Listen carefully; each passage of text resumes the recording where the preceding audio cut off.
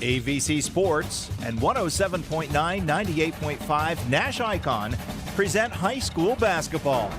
Now let's go courtside for tonight's game. Good afternoon and welcome to boys high school basketball tournament action presented by AVC Sports. This afternoon, the Maysville Panthers are on the cusp of history as they face the Glenville Tarblooders at the University of Dayton Arena in the Ohio High School Athletic Association Division IV state championship game.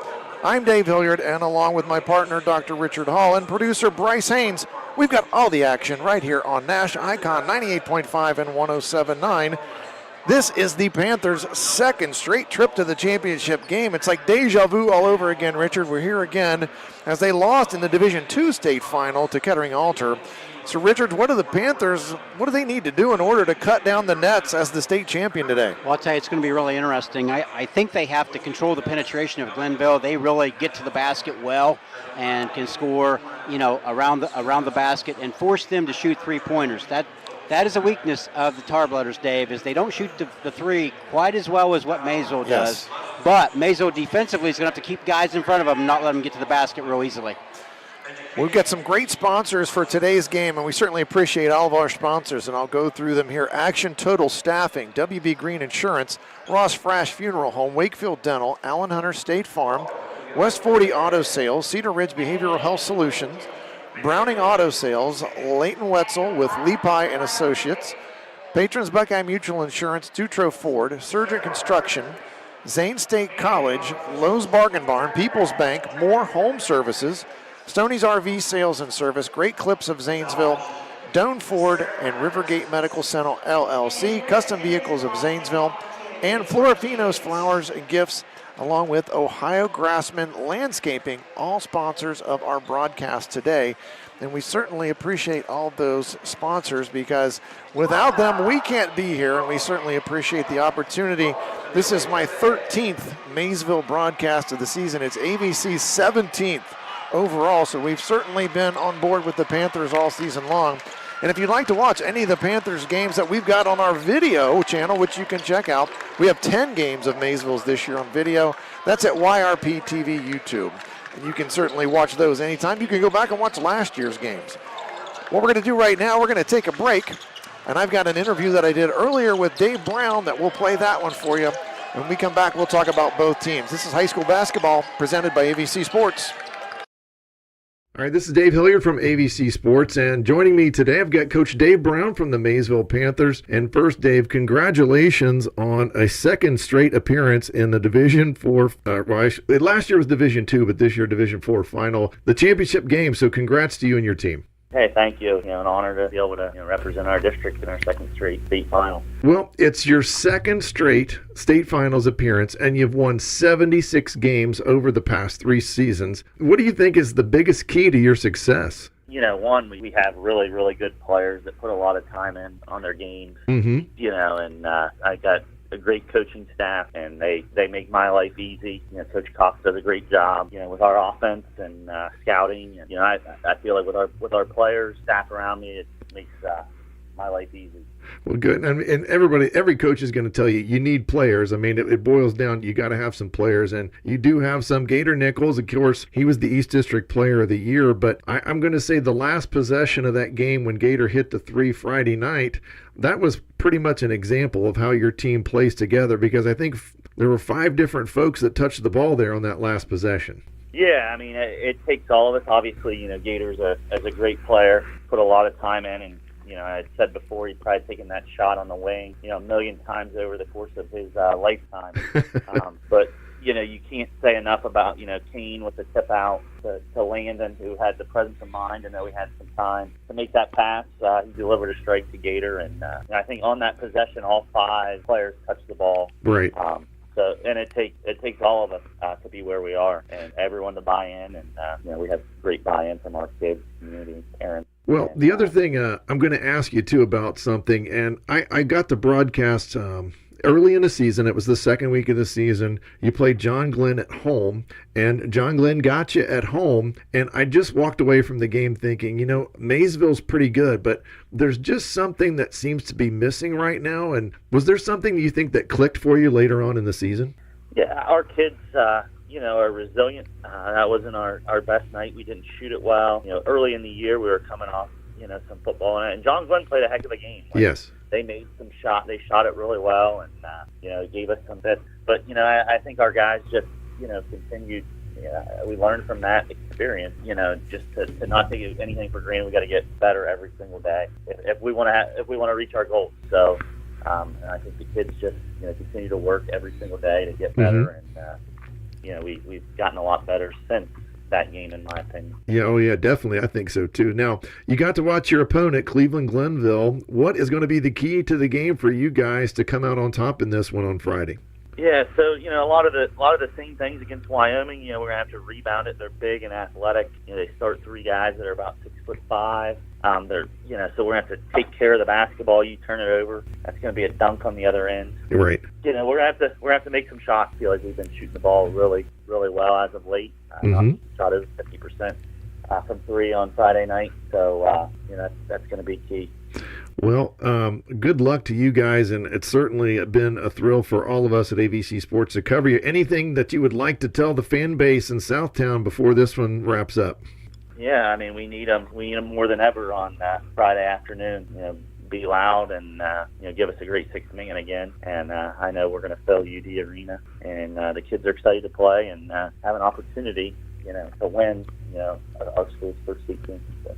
Well, Dave, I really appreciate you spending your time. I know it's a busy week. There's a lot of time demand, so certainly appreciate being on with us. And best of luck to you and the Panthers this Friday night. Yes, sir. Thank you. Thank you for your time. Thank you, Dave. Are you still trying to find a car that fits your lifestyle? How about a dealership with a 5-star review? Look no further. Browning Auto Sales is driven by dreams and shifting expectations. They have friendly and honest service that is truly making every mile a memory. Located in South Zanesville, Ohio. Call or text today at 740-683-5835. You can also check them out on Facebook at Browning Auto Sales.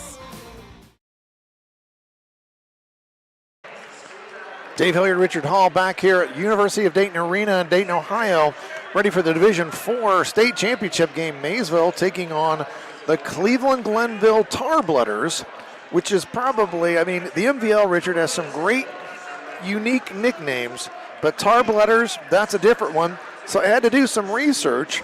The Tarblooder battle cry, it emerged in the 1940s, signifying Glenville teams would whack the tar and blood from its opponents. Now that's one explanation of the name. Also is that a tarblooder was a person who installed railroad ties which were soaked in tar, and then the workers were said to sweat tar and blood because it was such hard labor. So a couple of explanations there for the tarblooder nickname, and you're certainly not going to hear that one anywhere else in the state of Ohio. And if you think Glenville, the name sounds familiar, you're right. Heisman Trophy winner Troy Smith, he went to school there. Ted Ginn went to school there. His dad was the football coach. And then Steve Harvey, the comedian, he is an alum of Cleveland Glenville. So lots of significant alumni there from Cleveland Glenville. And I've mainly heard it because of football with Troy Smith and Ted Ginn Jr. So they are coached by Brian Ottrix. They are the Senate League champions, 20-7 overall, 10-1 in the Senate League. They average about 71 points per game, and they give up 53 a game. So obviously the difference there, a 17-point differential, that's why they've had a pretty successful season. They've got some players we need to keep an eye on today. Xavier Vickerstaff, he's their leading scorer. He's averaging almost 16 a game with 8 rebounds. Arvell Nelson, 9 points a game, almost 10. Theo Castro, 9 points a game. Trevor Ferguson, again, another portion averaging about 9 points a game. And Braylon Irby, 8 points a game. So, Richard, it looks like a very balanced team offensively. It really is. And, Gary Prickett Jr. in the semifinal game came off the bench and had 16. So they have some guys that can play, but you're right, have great balance. And it may come down to the role players for both teams today. Yeah, and you never know in these games. Somebody seems to step up, and Zanesville, Maysville has had a way of getting those people to step up at the right times. And we go back to the state semifinal game over at Wittenberg last Friday. Kane Roehrig basically put the team on his back in the first half. He hit some threes, and he was doing a lot of scoring, something he really does not do. But then in the second half, Gator Nichols took over. He ends up with 29 for the game, including the three-pointer at the horn, which sends in double overtime. I've got to mention that as well, as that sends them to the state final game today. And of course, Maysville in the Muskingum Valley League, they're 25-3 overall. So they're getting ready, or I think they're 26-3. I didn't update my record because they're going to play their 30th game of the season for the second year in a row, Richard. So these juniors, we talk a little bit about, they were inexperienced last year and they were still juniors, but they've got 60 basketball games under their belt, and not very many high school kids get to do that. Exactly, Dave. And I'll tell you, getting here a second time may be a little bit harder than getting here the first time because now there's such expectations with having everybody back, and the thought around town, you've done this before, let's do it again. Right. And that's not automatic. We were talking with the coaching staff, and I'd interviewed Dave earlier in the week, but I talked to Jared Cox and Dave Brown on the way in here just a little bit ago, and I told them both, it's so hard to get here. I mean, you and I both know of coaches, good coaches, that had good teams that never made it here, and those guys have done it twice in a row. So there's a lot to be said for the job that they have done coaching the Maysville program. And, of course, the key players for Maysville, the usual suspects, Gator Nichols averaging 25.3 points per game. Jordan Watson coming in with 17 a game. Landon Iden just over 10 points a game, but Landon's a big defensive specialist. Kane Roerig, he's really picked up his scoring as the season has gone on. He's averaging just over 8 a game, but he had 10 points in that first half of the game the other night. So he has been able to increase his scoring production, which is going to be a key because it's all hands on deck against a very athletic Glenville team today. It really is. And I think two keys to the game will be the play of Cade Rock and Gavin Ferguson, how well they play, because they're going to have to play and contribute in a game like this and just be solid, because there's going to be a lot of pressure defensively by Glenville put on the Maysville Panthers. They're going to have to handle the basketball. They're all going to have to rebound today, Dave, because they've got to maybe not win the rebounding battle, but they've got to at least keep it respectable. We're going to take a quick break. When we come back, we'll look at the starting lineups for both teams. High school basketball, state championship style, presented by AVC Sports. Are you still trying to find a car that fits your lifestyle? How about a dealership with a 5-star review? Look no further. Browning Auto Sales is driven by dreams and shifting expectations. They have friendly and honest service that is truly making every mile a memory. Located in South Zanesville, Ohio. Call or text today at 740-683-5835. You can also check them out on Facebook at Browning Auto Sales. Patrons Buckeye Mutual Insurance Company is a proud supporter of high school basketball. Contact one of the 42 agencies writing for Patrons Buckeye for a quote from your local insurance company covering Ohio. Whether you need coverage for your home, mobile home, seasonal home, garage, farm equipment, Buckeye Mutual Insurance Company is located in Caldwell, Ohio, and can help. Visit our website at patronsbuckeye.com.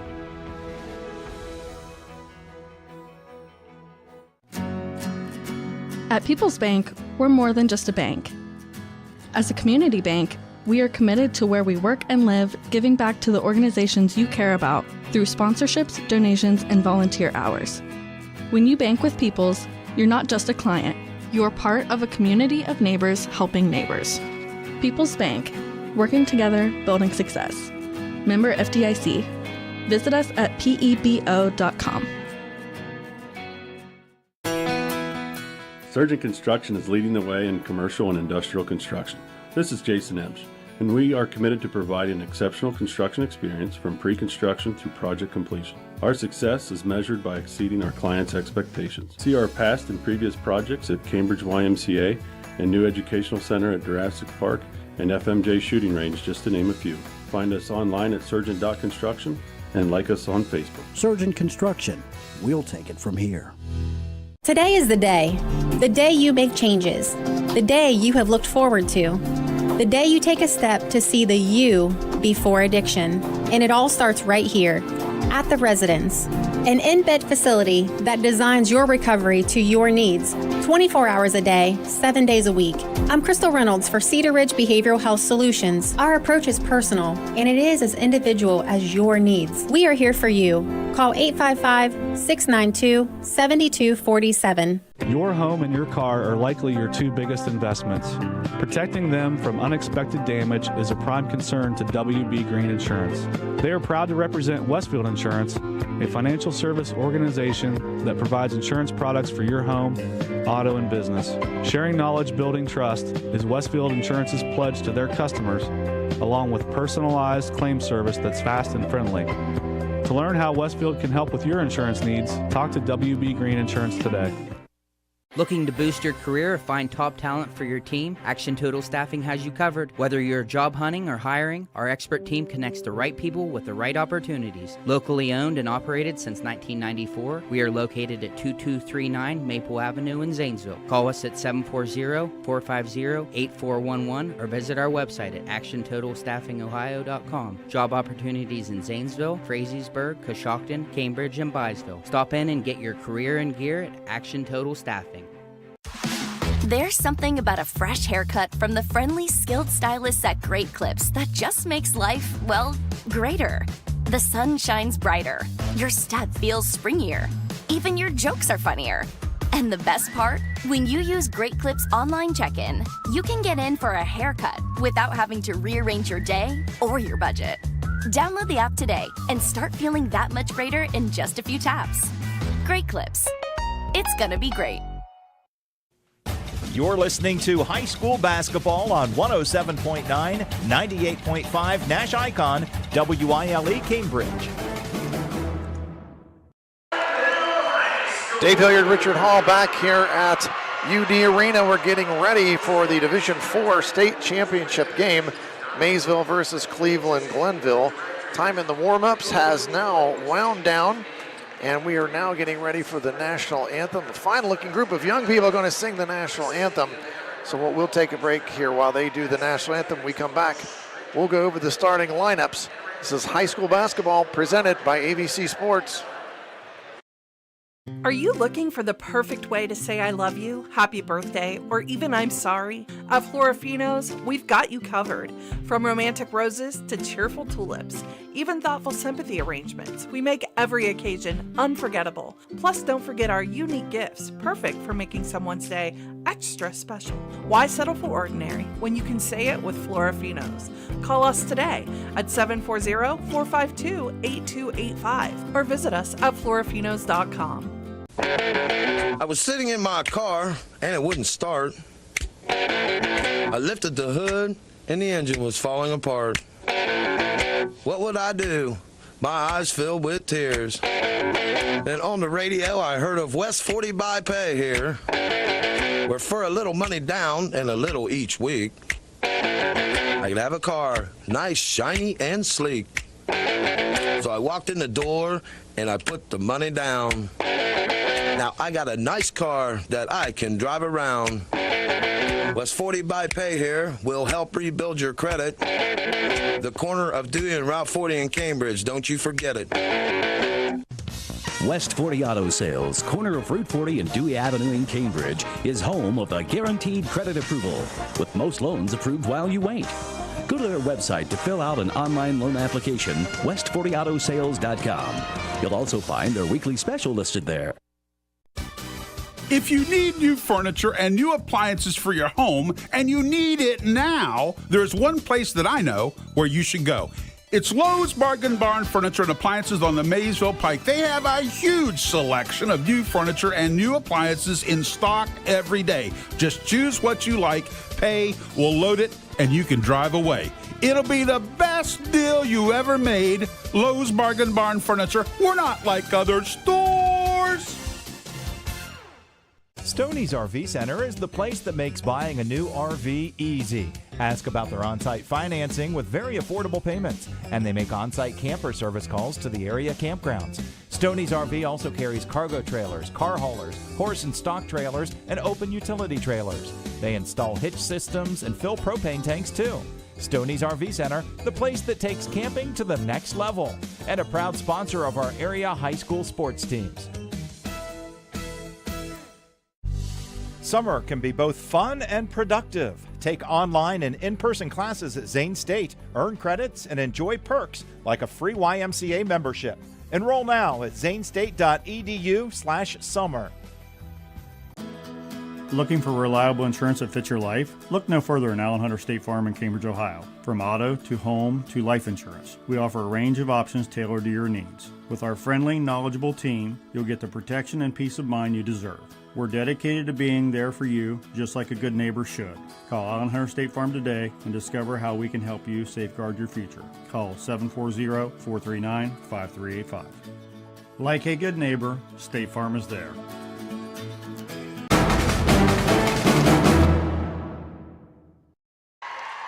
Dave Hilliard, Richard Hall back here at University of Dayton Arena. Starting lineups being introduced to the large crowd here. Of course, a huge contingent from Southtown. Glenville, a little bit more sparse on their end, Richard, as we see in this state final game. Yeah, Glenville, you know, as we talked earlier, put a lot of emphasis on football, and I think in researching the Glenville basketball team all week, they really want to try to change this and make a name for the basketball program at Glenville. Well, again, a lot of great sponsors again, and I'll hit those one more time before we get going here. Of course, Lock 9 Pizza is a sponsor for our player of the game. Action Total Staffing, WB Green Insurance, Ross Fash Funeral Home, Wakefield Dental, Allen Hunter State Farm, West 40 Auto Sales, Cedar Ridge Behavioral Health Solutions, Browning Auto Sales, Leighton Wetzel with Leapine Associates, Patrons Buckeye Mutual Insurance, Dutro Ford, Surgeon Construction, Zane Strait College, Lowe's Bargain Barn, People's Bank, Moore Home Services, Stoney's RV Sales and Service, Green Clips of Zanesville, Doan Ford, Rivergate Medical LLC, Custom Vehicles of Zanesville, Florafino's Flowers and Gifts, and Ohio Grassman Landscaping, all sponsors of our broadcast today. Starting lineups for each squad. For the Maysville Panthers, they're going to be the visiting team in this basketball game, Richard. Of course, number 0, Gator Nichols, he's a 6-foot junior, and he leads the Maysville Panthers in scoring at just about 26 points a game. Number 4, Cade Rock, 6'4" junior. And again, Cade, defensive specialist, and he is really called on to just guard anybody, anywhere on the floor. He usually gets the best player from the other team. So Cade at 6'4", has a capability that he can guard smaller people, he can guard guards, he can guard big people too. Number 11, Landon Iden, he's going to be the 3rd starter in this lineup today. He was 3rd team All-East District, and he has been a defensive specialist of his own right as well. Kane Roerig, 6'5" junior, number 23, 4th starter in this lineup. And then finally Jordan Watson, number 24, is a 6'3" junior. He was 1st team All-East District. Did not mention that Gator Nichols, he was the East District Player of the Year. For the Tarblooders from Glenville, head coach Brian Ottrix. He's starting number 1, Braylon Irby. Number 2, Arvell Nelson Jr. Number 3, Theo Castro, averaging just under 10 points a game, but over 4 assists a game. So we'll look at him to probably handle the basketball most of the game here for the Tarblooders. Number 5, Xavier Vickerstaff, 15.7 points per game and 8 rebounds a game, the big man in the middle, and he's going to be a handful for the Panthers today. And rounding out the Tarblooders starting lineup, number 11, Trevor McPherson, averaging just about 9 points a game and 3 rebounds a game. And those are our starting lineups for today's game. And all of the, I should say, the pageantry that surrounds the opening tip of these games is just really a unique experience. And it's great for both teams to get to go through this. It really is. The state tournament just creates so much excitement. That's what you work for in the summertime. That's what you play your season for. To have an opportunity for something like this, and it's just going to be an exciting basketball game, and hopefully Maysville can pull it out today and be a state champion. We'll have to mention this as well because our officiating crew, these are, it's a big deal for an official to get to do the state final as well. So it's great for them to be here as well. Andre Bumpus from Dayton, Nick Schmidt from Cincinnati, and Kyle Bohink from Westchester, Ohio are 3 officials for this basketball game today. And of course, it's a system that's the officials are voted on by the coaches in the state of Ohio, and it is a big honor for an official to get here to the state final as well. A fantastic basketball game that we got to watch a lot of the second half of as we got here earlier today. In the Division III state final, it was Louisville, the Leopards of Louisville. They ended up winning the state championship over Cincinnati Aiken in Division III, 63-61. A great game. Richard, I think Louisville was up 19 at half.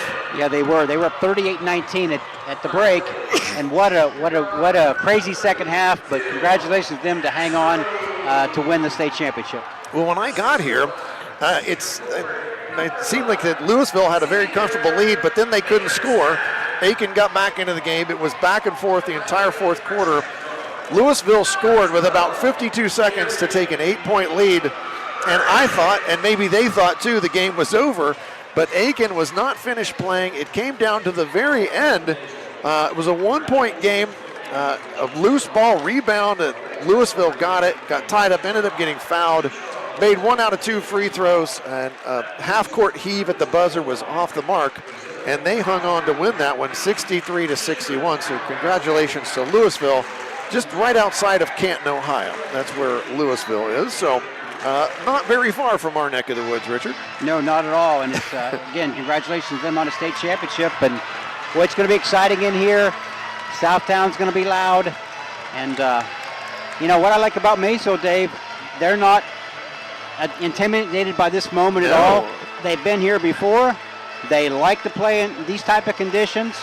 And so it's going to be an exciting basketball game. They've been here before. They're the team with the experience, although they start 5 juniors. So they have the experience. They've been here. They played on this floor last year. And I think it's a big deal for the coaching staff too, Richard, when you have that experience, because you get to handle all of those things leading up to this game, and you have a better idea of what to expect. And I think it's a little bit easier for them the second time through, where you've already experienced it, you know what to expect. It really is, because, you know, the school week of state tournament week, if you're playing, is crazy. Oh, yeah, it's got to be. And you've got to find time to focus on basketball.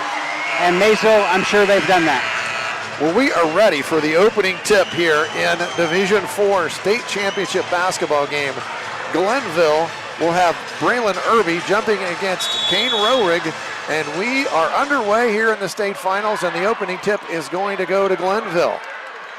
They possess the ball in the half court, and as we said, Castro has the basketball. He runs the offense. Man-to-man defense for Maysville. K-Rock fronts Vickerstaff inside and knocks the ball away, and they create a turnover on the first possession of the game.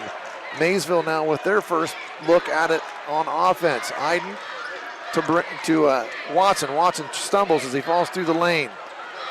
Gator Nichols now off a screen from Roerig into the lane. Spin, shot, no good. Rebound off to Vickerstaff.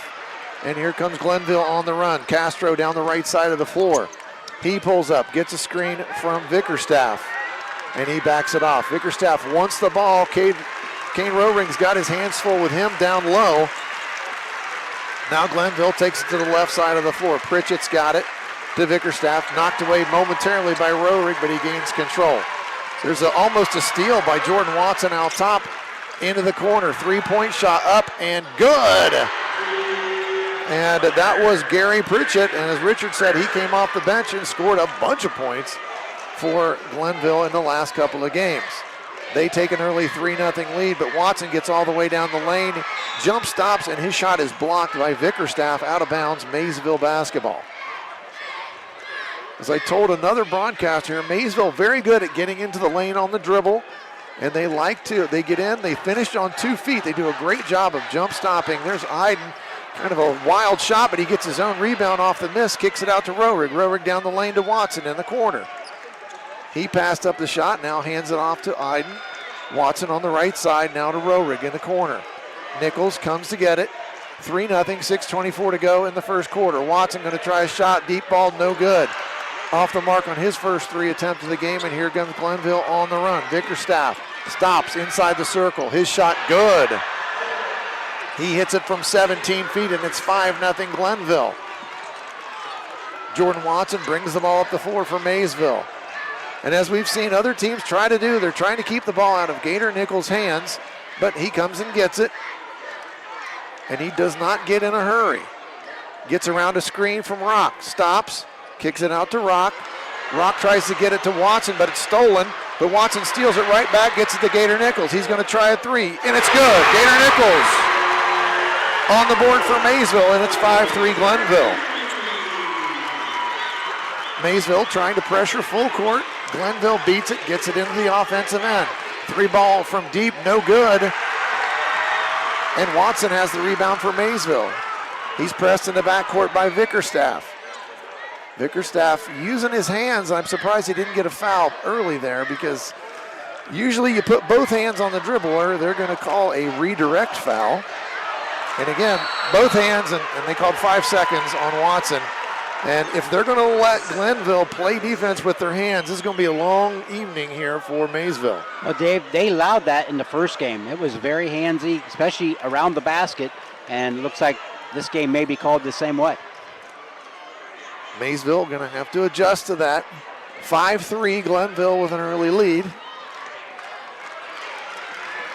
And now into the offensive end are the Tarblooders. Three-pointer from the left wing, off the mark, no good. Rebound off to Jordan Watson, his second rebound. He's on the run. They try to knock it from behind, but he gets it to Nichols. Now to Roerig, right corner. Three ball, Kane Roerig. He keeps shooting it well, as he has done over the last month of this season, and he hits a three. His first bucket of the game. That's the first lead of the game for the Panthers. Glenville now slows it down on the offensive end. Pritchett has it, gets it to Vickerstaff, being closely guarded by Rock. Left side of the floor, Nelson penetrates down the lane, wild shot, no good. Jordan Watson, his third rebound of the game, and he's going to walk the ball up the floor. 4:18 to play in the first quarter. Watson penetrates, gets all the way to the rim, lays it up, good. Jordan Watson, his first bucket of the game. Three different players for Maysville on the scoring column so far. Glenville now in a hurry. Baseline drive, blocked by Roerig. There's Roerig at the rim again. Makes a nice block against Irby as Irby went to the rim, but Kane said, no way, not today. And that's his first block of the game. Nichols now between the legs. He beats his defender. He pulls up shot, no good. Rebound, kicked out. It's off to Glenville. Jordan Watson gets his hands up and deflects it, and it goes back out of bounds.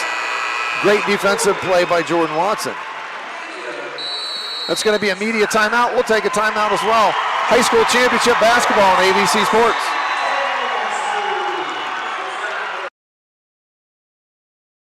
Transform your lawn with the Ohio Grassman LLC, a family-owned and operated business offering expert property maintenance, landscaping, and lawn care services to Zanesville and surrounding areas within a 60-mile radius. Whether it's a seasonal refresh or ongoing care, they've got you covered. Get a free quote today. Call 740-704-1281. And don't forget to follow them on Facebook for updates. Good luck to the Maysville Panthers in the state finals. Go Panthers! First media timeout here in the first quarter.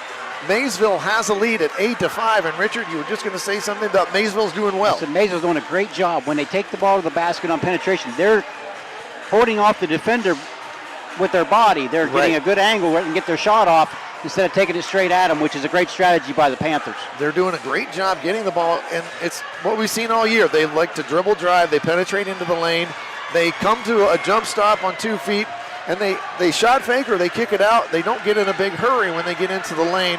Some players, they get in there, they get in a hurry, they want to jump, and it's easy for an offside defender to come and time that and block it when you're a little bit out of control. But Maysville doing a really good job here so far of just playing under control. You know, you expect things to be a little bit crazy at the beginning of the game, and they've weathered that early storm. They were down 5-0, but now an 8-0 run gives them an 8-5 lead. And I think the mid-range jumper is going to be an important shot today, because you can only take it so deep against the Glenville size. So, you know, if you can beat your defender off the dribble and pull up and hit a mid-range jumper, that'd be a great offensive strategy for the Panthers today. Well, right in the middle of this first quarter of action, 3:42 to play in this first quarter.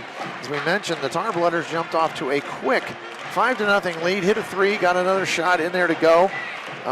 Vickerstaff hit a shot from just inside the three-point line, so he showed his range. Pritchett with the three for Glenville, but of course Maysville has fought back, and Kane Roerig has really found the stroke from the three, and he hit some the other night against Wyoming in that first half, and he's done a good job here so far in this game. He's got the open shot, and he knocked it down, and his team right now with an 8-5 lead. It's Glenville possession as this first quarter rolls on. 3:42 to play, and Glenville now against Maysville, picking up three-quarter court, a little 2-2-1 action from Maysville. They get it right in the middle of the floor to Vickerstaff. He pulls up, his shot is off, but he chases it, gets the rebound, and it's blocked by Gator Nichols.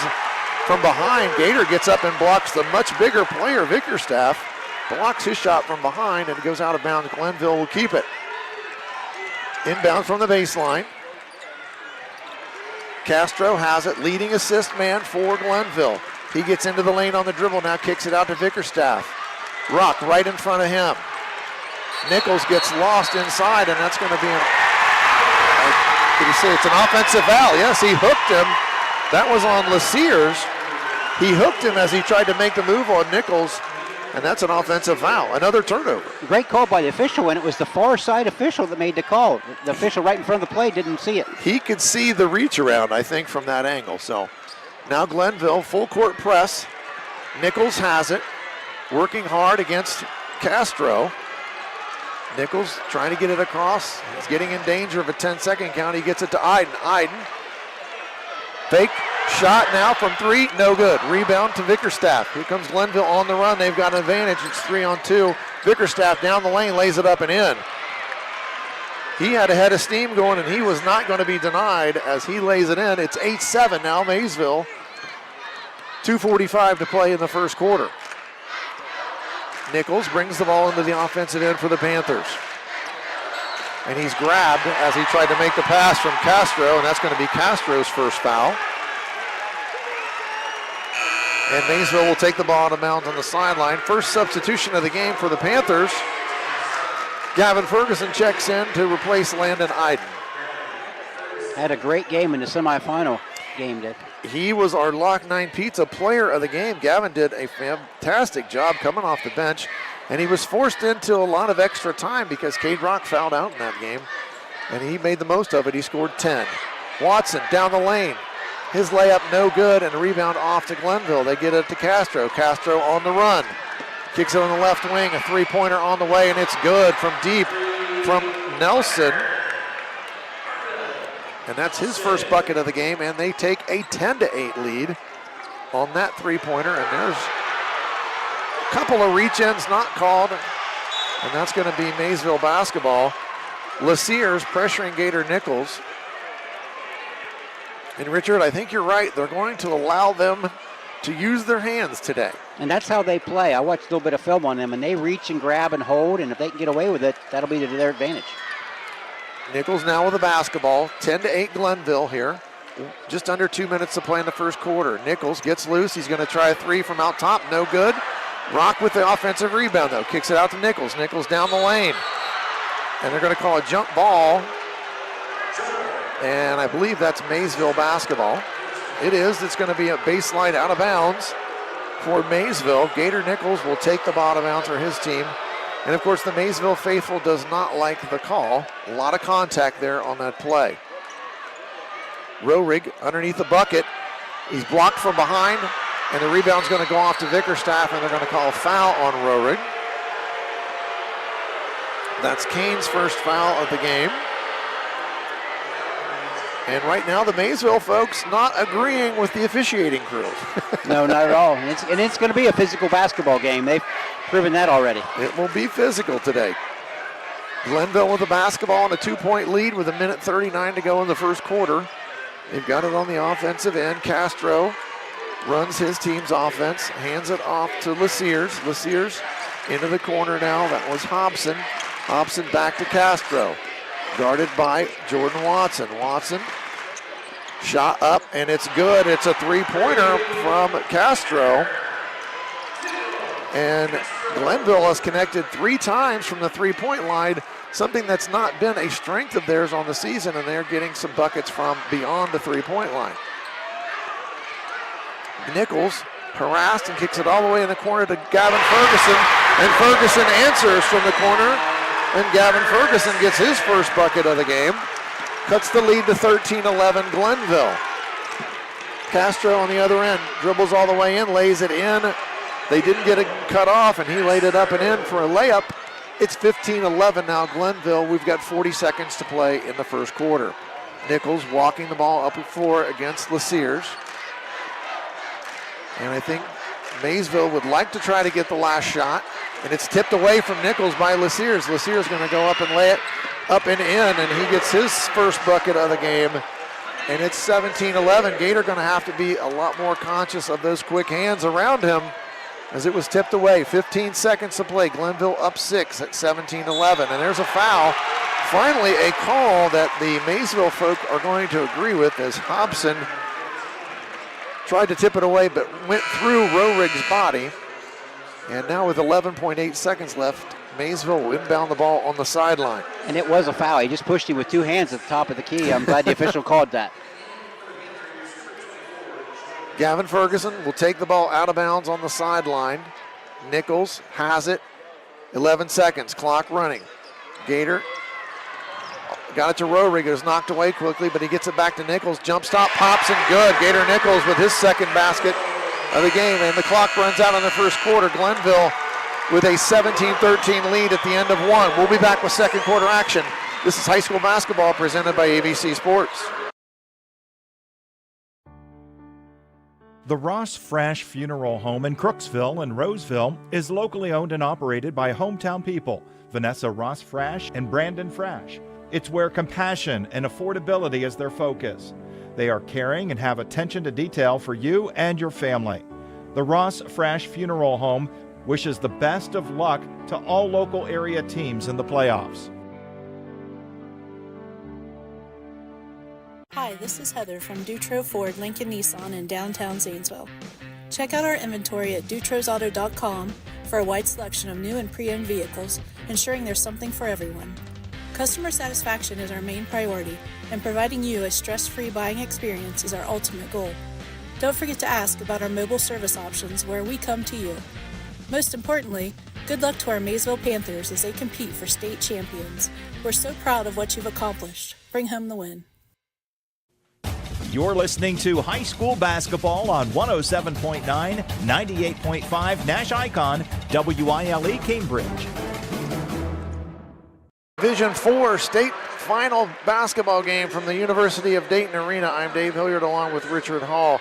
Glenville closed the first quarter with a 17-13 lead, and as custom here at UD Arena in the state finals, we have statistics given to us by the OHSAA, so it's a really nice thing. Just kind of verifies what Richard has been doing. So what stands out here on the stat sheet in the first quarter? I think it comes down to one key, Dave, and we talked about this in pregame a little bit, that they're typically not real effective from behind three-point line, but they're 3 for 4 in the first quarter, and I think that's big. But I will say this, Maysville is getting a lot of shot opportunities. They were 3 for 7 from behind the arc and 2 for 8 in the paint. So, you know, we talked about that earlier. Maysville has a little bit of trouble around the basket just because of Glenville's size. Right. Where Glenville, on the other hand, they were 3 for 7 in the paint, but Maysville had 3 turnovers there, but 2 of those 3 turnovers led to points. So we have to be real careful with that. Yep, it's 17-13, and as Richard pointed out, Maysville not shooting the ball that great from the field. They're 3 of 6 from beyond the three-point line, so they shot 50% from 3. Only 5 of 14 overall for 35.7%.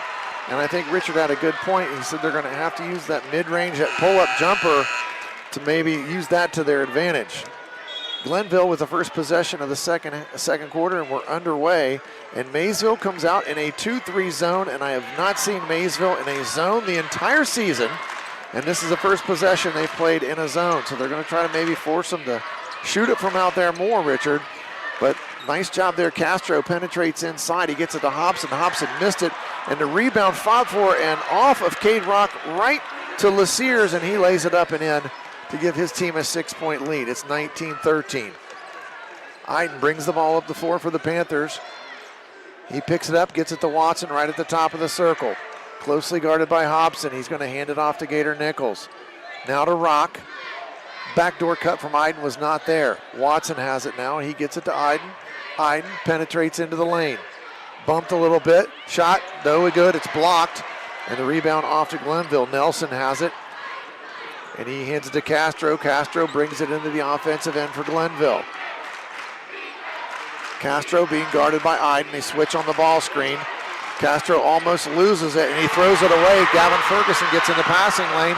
He's on the attack. He takes it all the way. Jump stop to Rock. Now back out to Nichols. Nichols shot fake. Defender flies by, and he hits the 3. Gator Nichols. He's got 8 points in the early going, and it's 19-16 Glenville. Maysville trying to claw their way back into this one, trailing just by 3 early in the second quarter. Three-pointer on the way from deep, and it hit the backboard first. And there's going to be a reach-in foul on Lasiers. Gator Nichols with the rebound, and that's going to be the second foul on Lasiers. Much to the delight of the many fans here in the black and blue from Maysville this afternoon. And I think you're going to see that a lot, Dave, with Maysville. They're going to sub guys in and out one at a time just to maintain some energy, because it takes a lot of effort to get the ball up and down the floor versus this type of pressure. Gavin Ferguson walks it into the front court, being closely guarded by Hobson. He gets around him, stops that mid-range jumper, no good. That was a good shot, good look from Gavin, though, and that's exactly what you said they needed to do, Richard, is pull up and try a little 12-foot jump stop, and just off the mark. Glenville now on the attack. Lasiers attacks the rim, and he's going to score as he skies high over Kane Roerig, and he's got 6 points. 21-16, Glenville by 5 here in the second quarter. Nichols wants a screen from Rock. Lasiers fell down trying to guard Nichols and almost grabbed him. Got it to Roerig in the corner for a 3, and it's no good. Here comes Vickerstaff on the attack. He pulls up. He dumps it off to Lasiers. Back to Vickerstaff. 17-foot jump shot is good. Vickerstaff, 6 points now for Glenville. They lead 23-16, 5:22 to play in the second quarter. Nichols now gets it to Iden. Iden tries the right side, no room. Gets it back to Gator. Three-pointer in and out. Rebound from Glenville.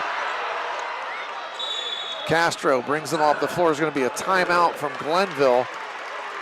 And it's a 30-second timeout, so we'll keep it. They went to a full timeout, so we'll take a quick break. This is the Boys Division IV State Championship presented by AVC Sports.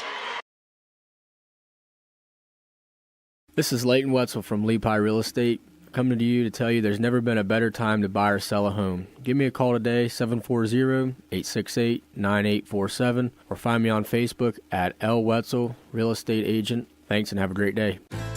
Are you constantly worried about your body and unhappy with your weight? If you said yes, then come see us at Rivergate Medical, your weight loss and wellness headquarters. We offer semaglutide and tirzepatide GLP-1 injectables, as well as all of your aesthetic needs to get your face and body summer ready. How about laser hair removal or Morpheus 8 body tightening? We've got you covered. And don't forget to come relax in our IV Hydration Lounge for your immunity and rehydration boost. Schedule your appointment today at rivergatemedical.com.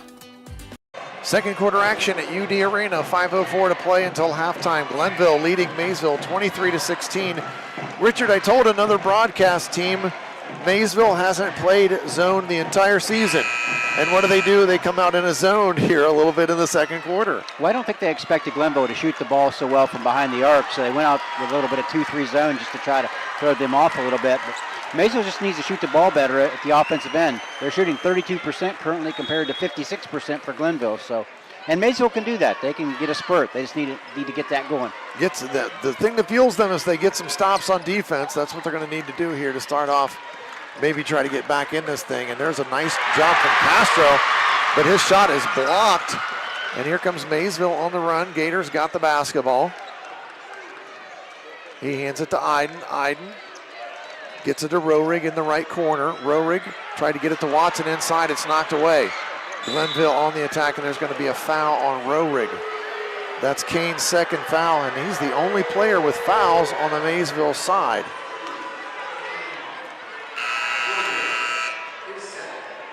Glenville will keep possession of the basketball. 23-16, they lead by 7. 4.5 minutes to go here in the first half. Vickerstaff inbounds the ball. Castro walks it up the floor. Gator Nichols will greet him on defense.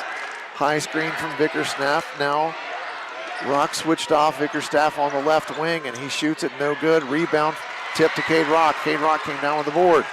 He got it to Iden. Here comes Landon Iden into the front court now on offense for Maysville. He gets it to Jordan Watson. Watson hands it to Nichols. Nichols trying to create some room, and again the defender falls down guarding him and grabs Gator, and no call. Watson hands it to Iden. Now to Nichols. Nichols into the lane, jump shot. Good from Gator Nichols. Nichols now with 10 points. He leads Maysville 23-18. Maysville down 5 here in the second quarter. Landon Iden battling against the much larger Vickerstaff. Iden will not back down, Dave. Ball on the left wing. Irby has it. Now to Nelson. Nelson gets it to Castro. Closely guarded by Watson. Now Gator Nichols guarding a much larger Nelson in the post. Forced an air ball, but the rebound goes off to Glenville, and they threw it away. Here comes Jordan Watson. Spins. Looking to get it to Gator Nichols. Nichols down the lane to Rohrig. Jump shot from the baseline. Good from Kane Rohrig. Rohrig's second bucket of the game. He's got 5 points now. Glenville on the attack. Kick out 3. Good from the corner from Irby. Irby's first bucket of the game. And they increase their lead back to 6. It's 26-20. Watson gets around his defender, gets all the way in. There's going to be a foul from behind. And that's going to be the first free throws of the game. Yeah, really. And a good call by the official. I wasn't sure the whistle was going to blow. It blew kind of late. We'll take it. Watson will go to the line to shoot a couple. And there is a media timeout on the floor, so we will take a timeout as well. This is Division IV state championship game, Maysville versus Glenville, presented by AVC Sports. Custom Vehicles of Zanesville is the local spot for all car, truck, marine, and RV accessories. From remote starts, heated seats, stereo equipment, lift kits, WeatherTech products, tonneau covers, toolboxes, strobe lights, Rhino lightings, Z-Bart rust proofing, and undercoating. If it can be found online, they can get it. Stop by their showroom today and see how they can use their expertise to enhance your vehicle. Your local real truck preferred dealer. Custom Vehicles of Zanesville, 3619 Old Falls Road, CustomVehiclesZAN.com. Looking for trusted dental care for the whole family? Dr. Darcy Wakefield and the team at Wakefield Dental have you covered. From pediatric to general and orthodontic care, they offer a full range of services. At Wakefield Dental, they focus on individualized treatment plans that not only create beautiful smiles, but build lasting confidence. Schedule your consultation today. Call 740-435-3100 or go to drwakefieldDDS.com.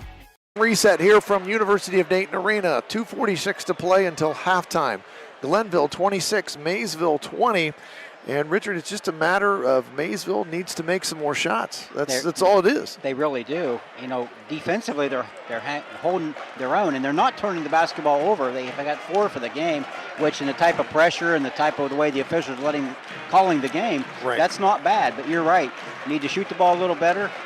They've had 2 mid-range jumpers this quarter, which we talked about being a key during this game, and they've knocked those down. So they're right in the hunt. They just need to get a little more consistent offensively. They need to get some more stops, keep rebounding the basketball, and then, of course, make some more shots of their own on the other end. It's just been one of those that some of the shots they've taken, they have not taken really bad shots. They're not forcing anything, just not getting some things they're used to going in to go.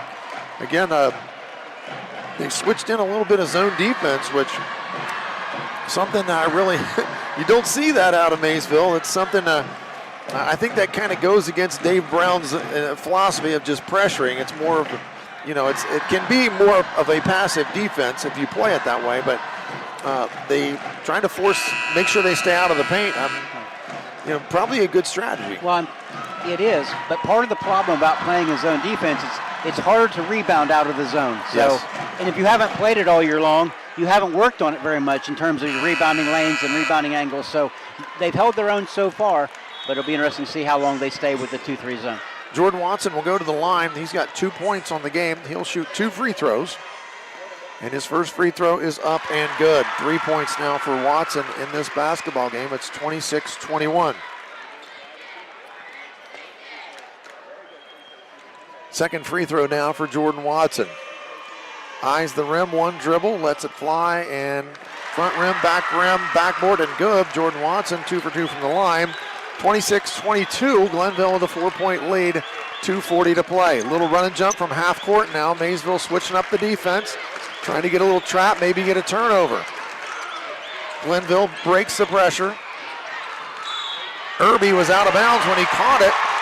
So they got it out of the initial trap and the second trap, and when they skipped it, Irby stepped out of bounds. So Maysville got what they want out of switching defense out of the media timeout, Richard. They got the turnover. Yeah, you don't always just turn it over. You don't just grab it and steal it.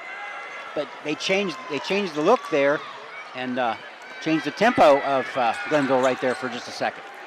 Nichols working up against the floor against Lasiers. Lasiers has been he's done a great job pressuring Nichols, but Nichols going to get all the way to the rim, and Lasiers fouls him, and I think that is Lasiers' third foul. And he's paid the price for trying to pressure Gator Nichols. Gator, you see it all the time, Gator can get to the free throw line, and he did it again there. Yeah, he's a gamer. He's going to compete like crazy and not back down from anything. And first free throw from Nichols is good. Gator now with 11 points. Gavin Ferguson checks back in for Rogrig. Rogrig has 2 fouls. He's the only Maysville player with a foul right now. Nichols now to shoot a second free throw. It's 26-23. Glenville with a 3-point lead. Second free throw up and no good from Nichols, so it stays at 26-23, 2:15 to play in the first half. Castro into the front court being guarded by Rock. Castro gets around him and he's got a left-handed layup. He's going to lay it up and in. Easy pickings there for Castro as he got around Rock on the perimeter and there was no help. Nichols now on offense, spins into the lane, kicks it out to Watson. 3-ball from Jordan Watson, it's good.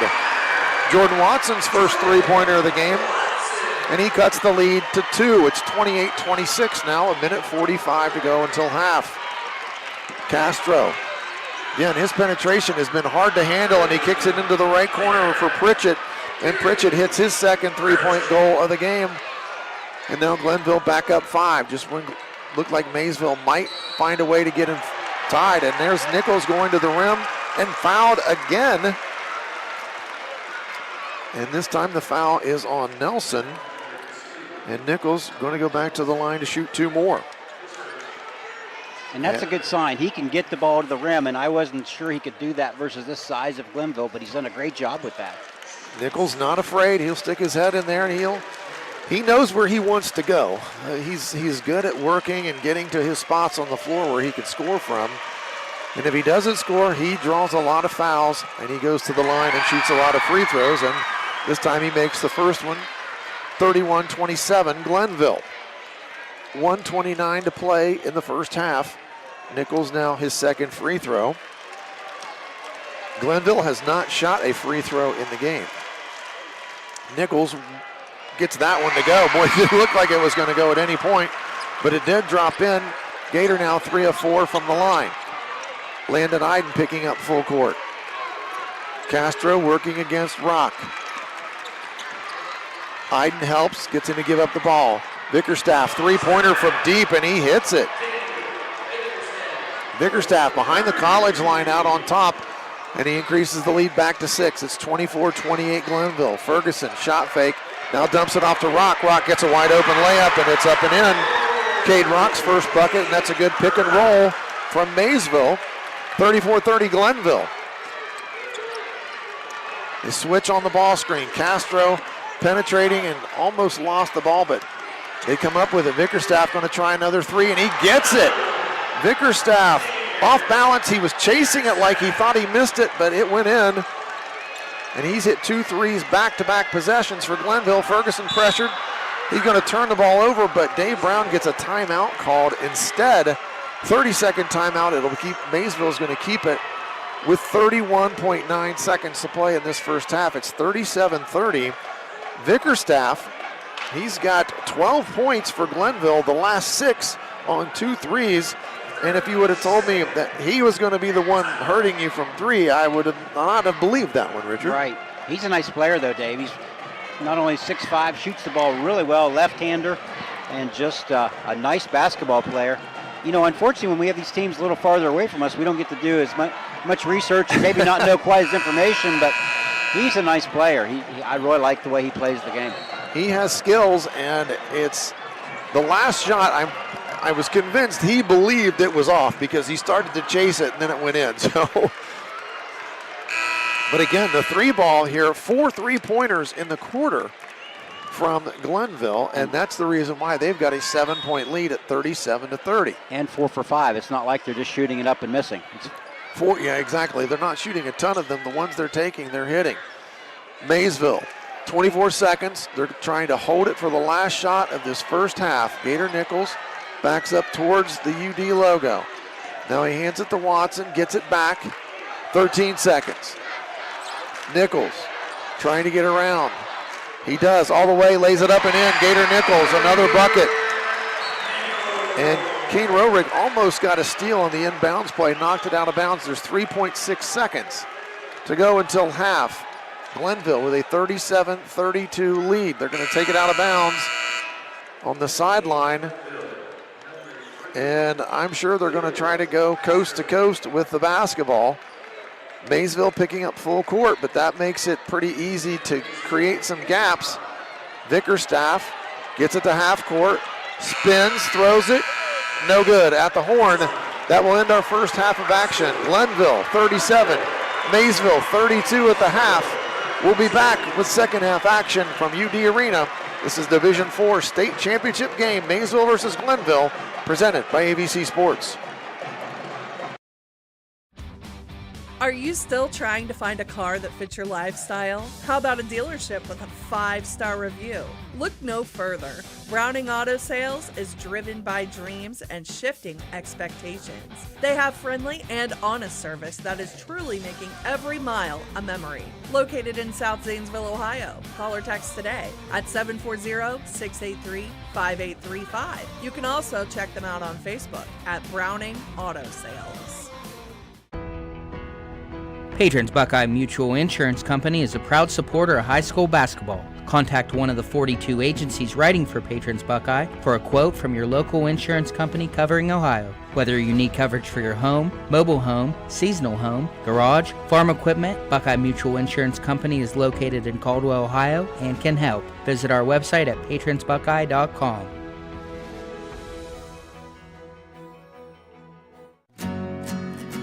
At People's Bank, we're more than just a bank. As a community bank, we are committed to where we work and live, giving back to the organizations you care about through sponsorships, donations, and volunteer hours. When you bank with People's, you're not just a client, you're part of a community of neighbors helping neighbors. People's Bank, working together, building success. Member FDIC. Visit us at pebo.com. Surgeon Construction is leading the way in commercial and industrial construction.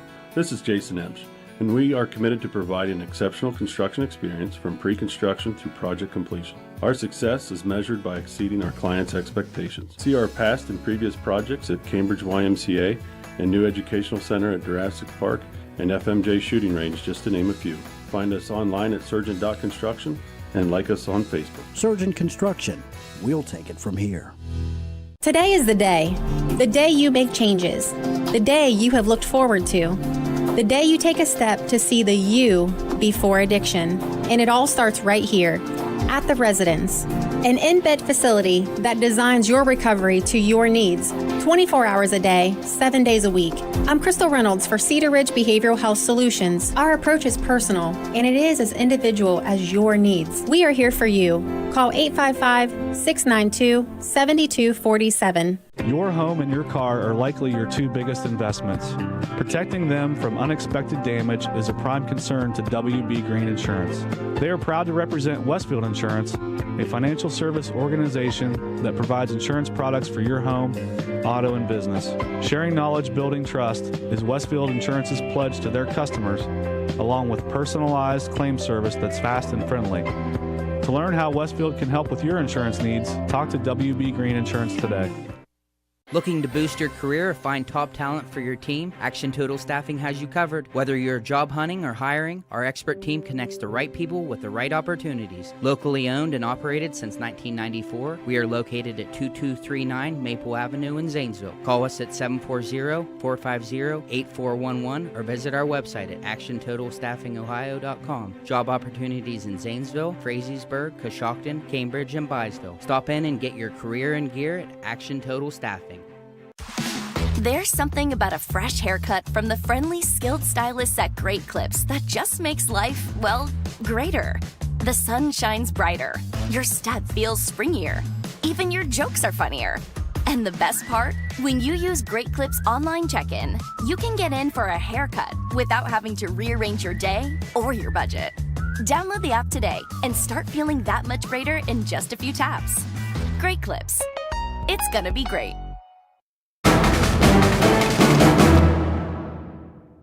It's halftime at UD Arena. Maysville trailing Cleveland Glenville 37-32 at the half. Just got our official stats from OHSAA, and here's the big stat in this basketball game right now. Glenville 7 for 11 from the three-point line, Richard. That is 63.6%.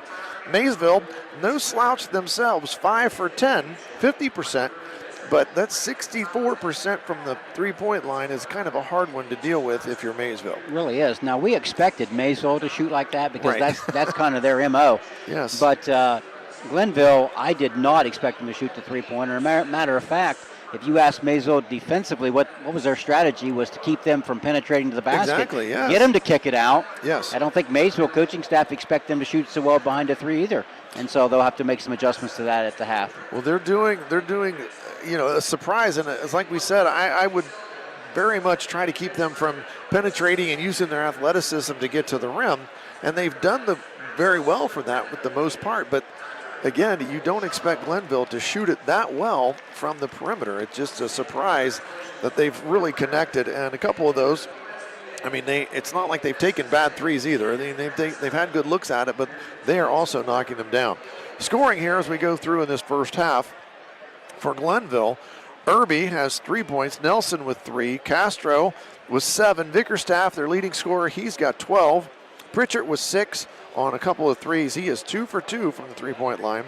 Lassiers with 6 points, but also 3 personal fouls in that first half. For Maysville, Gator Nichols with 15 of the 32 Maysville points. Rock with a basket, he's got 2, Rodriguez got 5. Watson with 7, Gavin Ferguson, he hit a three-pointer for 3 points, and that is the total of 32. 37-32, we stand here at halftime of this Division IV state championship game. And in this second half, as Richard pointed out, they're probably going to have to make some adjustments because they've been okay with giving up that three to stop the penetration, but now they're going to have to try something different, Richard. Yeah, I think they'll extend their defense out to take away the three-point shot. But by doing that now, you create wider gaps, lanes to the basket for Glenville, which we think is their strength, even though they haven't shown that the first half. So right. It's going to be a chess match. Well, I'm just going to bring this up. How many tournament games has Maysville trailed at the half over the last 2 years? And then they find a way to come up with that avalanche in the second half, and usually it's the third quarter. I mean, I think about it last year down at OU. They were down 13, I think, to Warren at halftime. Came back and won the game. They came back and got ahead by the end of the third quarter. Indian Valley, same way. They came out of the locker room this year in the district final, down 8 at half. Boom. All of a sudden, they're up 5 going into the fourth quarter. There has been a way for Maysville, when they get to the locker room, to regroup. They get the mojo going in that locker room, and they found a way to get it done in the second half. So we'll see if they can do that here, Richard. Well, yes, and think about this, Dave. We have not seen the Jordan Watson explosion yet, right? Nor the Kane Rodrig explosion yet. Yep. So Gator's been Gator. Yep. Now, typically, we get big halves out of one or of the two or both. Yep. Now's the time for that to happen. Well, we shall see. We come back for this second half action. This is the high school Division IV state championship game presented by AVC Sports. Are you looking for the perfect way to say I love you, happy birthday, or even I'm sorry? At Florafino's, we've got you covered. From romantic roses to cheerful tulips, even thoughtful sympathy arrangements, we make every occasion unforgettable. Plus, don't forget our unique gifts, perfect for making someone's day extra special.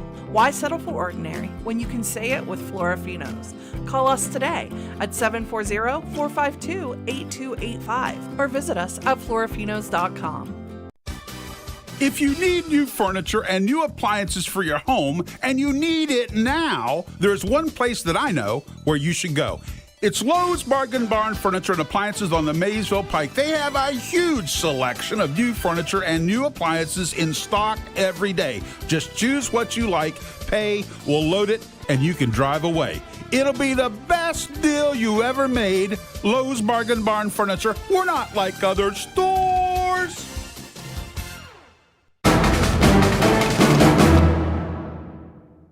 Halftime here at UD Arena, Maysville trailing Cleveland Glenville by 5. It's 37-32 at the halftime.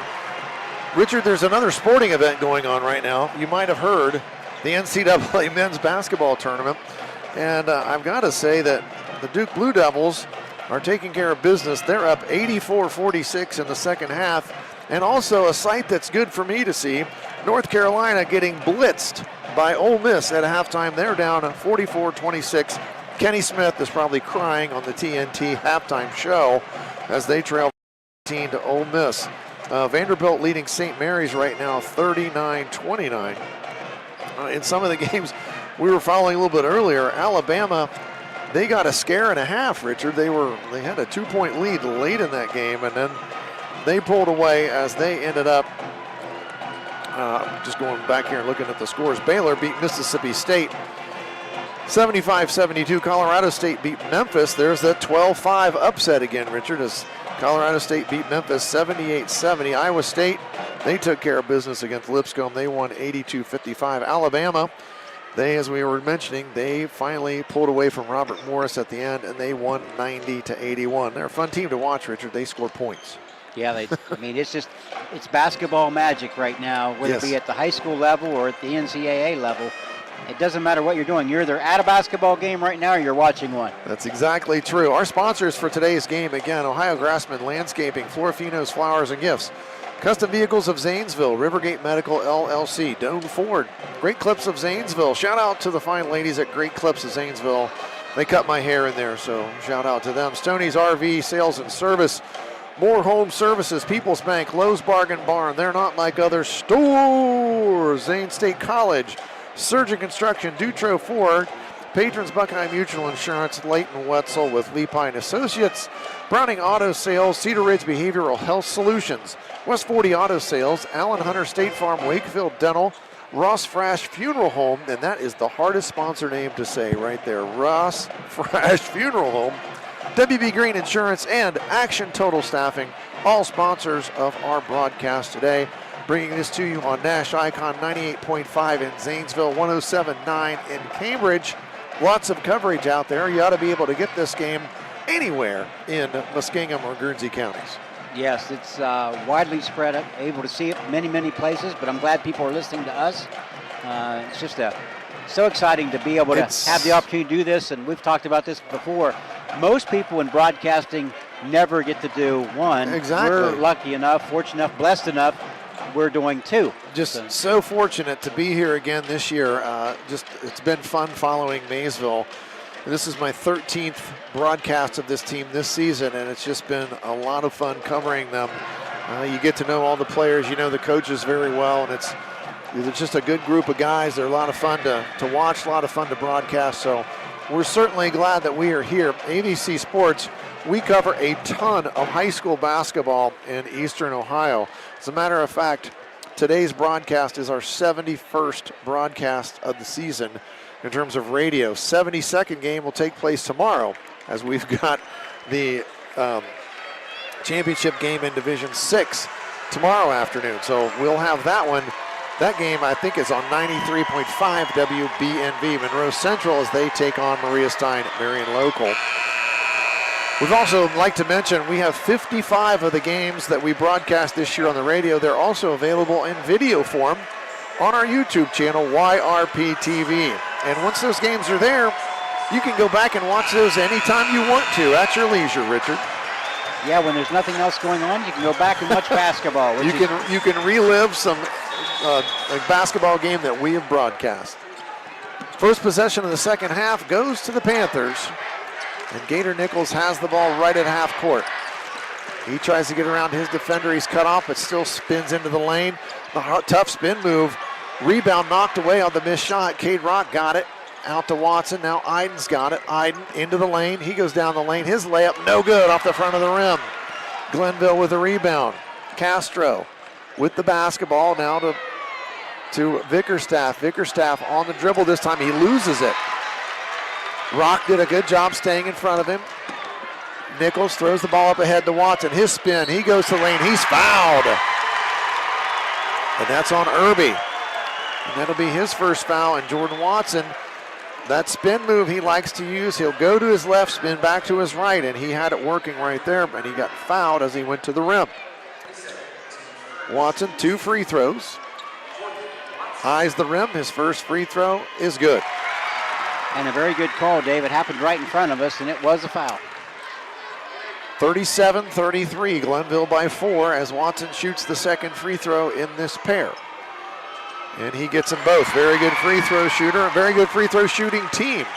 And Maysville going to pick up full court. Rock against Irby. Castro's got it. And Pritchard now across half court working against Gator Nichols. Nichols over to Castro. He's got it on the left side. He gets around the screen. His pull-up jumper from the baseline's no good. Rebound off to Kane Roerig. Roerig gets it to Gator Nichols. 3-ball. Gator Nichols. And here's a 5-0 run to start the second half. And it's a tie game.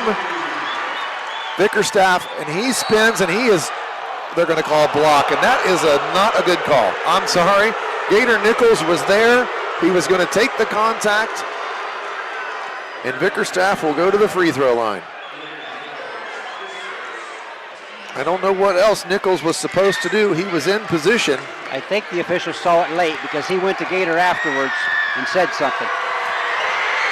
Vickerstaff now at the free throw line in a tie basketball game. It only took a minute. Maysville got right back in it, and the first free throw off the mark from Vickerstaff. Nichols with the 3, Watson with a couple of free throws, and just like that, we've got a game, Richard. And we expected that. Vickerstaff's second free throw now. Eyes the rim, the lefty, no good. Rebound, and it's going to go off of Kane Roerig. Nelson did a good job getting around Roerig, and Roerig couldn't get both hands on the ball, and it went out of bounds off of Kane, so Glenville, and that's a push-off. That's an offensive foul. Vickerstaff trying to get himself open. He pushes off, and that is a player control foul, much to the delight of the Maysville contingent. And a great call by the official because you don't always see that. Sometimes they'll give them that play to get themselves open. They tried to throw the lob to him, and usually if you turn and seal and hold the seal, but he just pushed with both hands to get open, and that was obviously an offensive foul. Nichols with the basketball to Iden. Iden gets it across half court to Jordan Watson on the left side. He gets into the lane, down the lane, dribbles, lays up, and it's good. Jordan Watson gives his team the lead. Maysville 39, Glenville 37, and there's a turnover. Roelig's got the basketball, gets it to Iden. Iden across half court to Nichols. Nichols trying to find some space. He's on the left side, penetrates into the lane. Jump stop, jumper, good. Gator Nichols. And here comes that run from Maysville out of the locker room. They have a 4-point lead. It's 41-37. Watson on Vickerstaff. Vickerstaff trying to settle his team down, gets the ball to Castro. Guarded by Iden in the middle of the floor. Castro takes it to the right side. Iden stays in front. Castro going to try a 3, and he's fouled by Iden. And you really did, and that was a foul that Castro drew by kicking his feet out. And in the college game, that is really something that the officials watch. And I don't know if you're going to see that call very often in a high school game that's on the where they're trying to draw the foul, but that's exactly what he was doing. Castro is going to get 3 free throws, and his first one is good. I'm with Dave Brown. He was wanting some clarification on that one. But the official wants no part of walking over to talk to Coach Brown. He wanted no part of an explanation there. Still 2 free throws to go here. Castro, second free throw, and that one's good also. 41-39, Maysville with a 2-point lead. Castro a chance to cut that to 1. as he'll shoot the third of 3 free throws. And he gets them all. And it's a 1-point game. Maysville 41, Glenville 40. Inbound it, trapped. They get out of the trap. Watson throws it ahead to Iden into the right corner. Shot fake. Now to Gator Nichols on top. His three. Bang! Gator Nichols. Nichols has 8 points in the quarter. And just don't let Gator get. And there's a warning. They're telling Dave Brown to get into the coach's box. It was not a timeout. And Dave was not yelling at the official. They're just telling him to get back in the box, and it's a warning. Dave likes to wander outside of the bench area a little bit. He's done it all year long, and you think at this level they're not going to let him do that, I guess. Once in a while he likes to get out towards half court. And they're going to call another foul as Castro shot another three, and that one is on Roerig. And that's Kane's third foul of the game. And Castro is making a living here at the free throw line as he's going to shoot 3 more. And the first one goes off the front of the rim, the backboard, and in. He's hit 4 in a row here in this third quarter. Second free throw now from Castro, and that one's off the mark. 44-41, Maysville by 3. Roerig going to check out of the game. He's got 3 fouls. Gavin Ferguson will check in. And Castro has 1 more free throw here. Left-handed shot, and it's off the back iron, and the rebound is to Vickerstaff, and he powers up, and Rock just rejects it. Great block from Cade Rock. Maysville on the run. Nichols 3-ball, no good this time. A rebound off to Nelson. Maysville trying to trap in the backcourt. Glenville beats it. Castro crosses over, gets to the rim, lays it up, no good. Rebound from Hobson, and he puts it up and in, and he's fouled. Hobson on the offensive rebound. That's his first bucket of the game. And it's 44-43 Maysville. Glenville trying to get a tie in this basketball game. They had the lead at halftime. It was 37-32, but Maysville scored the first 5 out of the locker room to tie it. But Maysville has put Glenville at the line. Glenville didn't shoot a free throw in the first half, and now they've already shot 8 here in the quarter. 7 in the corner. And if they do miss, Maysville can't get the rebound. Maysville now on offense. Nichols being trapped, skips it over to Ferguson. Now back to Nichols. Nichols backs up, Nelson guarding him. Nichols into the lane, throws it up, no good. A lot of contact, no foul. Ball tipped away, but Glenville retains possession. Vickerstaff has it. 44-43. Up the floor. Pritchard to the rim. He lays it up and in, and his team back in front. Pritchard with 8 points. It's 45-44 Glenville. They answered with a run of their own, Watson, and now there's going to be a reach from behind, and that's going to be called, and that was on Castro, his second foul, as Watson beat him. He reached from behind to try to knock it away.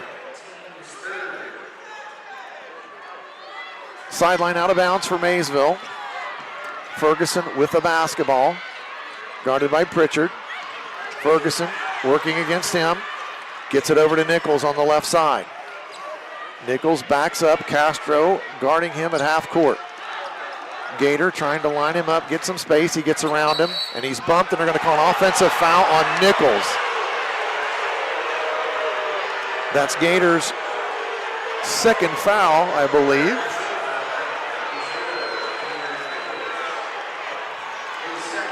And that is his second foul. Glenville now with the basketball. 4 minutes to go in the third quarter, and they lead 45-44. Iden applying pressure against Castro in the backcourt. Castro beats it, gets it onto the offensive end. Takes it to the left side now to Vickerstaff. They get it into Hobson, and that's going to be a charge. That's got to be a charge as he lowered his shoulder. Great job, Gator Nichols. Held his ground. I was a little worried there. We'd only picking up his third here. Yeah, I mean, he's got 2 fouls, and Nichols taking the charge right to the chest. But he was in position earlier and got the block called against him. That's why I was worried. Looking for the consistency of that and hoping that becomes a charge. We've got a media timeout here in the third quarter. Glenville leads this one 45-44 with 3:44 left in the third quarter. Division IV State Boys Basketball Championship game presented by AVC Sports. I was sitting in my car and it wouldn't start. I lifted the hood and the engine was falling apart. What would I do? My eyes filled with tears. Then on the radio I heard of West 40 by Pay here, where for a little money down and a little each week, I could have a car, nice, shiny, and sleek. So I walked in the door and I put the money down. Now I got a nice car that I can drive around. West 40 by Pay here will help rebuild your credit. The corner of Dewey and Route 40 in Cambridge, don't you forget it. West 40 Auto Sales, corner of Route 40 and Dewey Avenue in Cambridge, is home of the guaranteed credit approval, with most loans approved while you wait. Go to their website to fill out an online loan application, west40autosales.com. You'll also find their weekly special listed there. Stoney's RV Center is the place that makes buying a new RV easy. Ask about their on-site financing with very affordable payments, and they make on-site camper service calls to the area campgrounds. Stoney's RV also carries cargo trailers, car haulers, horse and stock trailers, and open utility trailers. They install hitch systems and fill propane tanks too.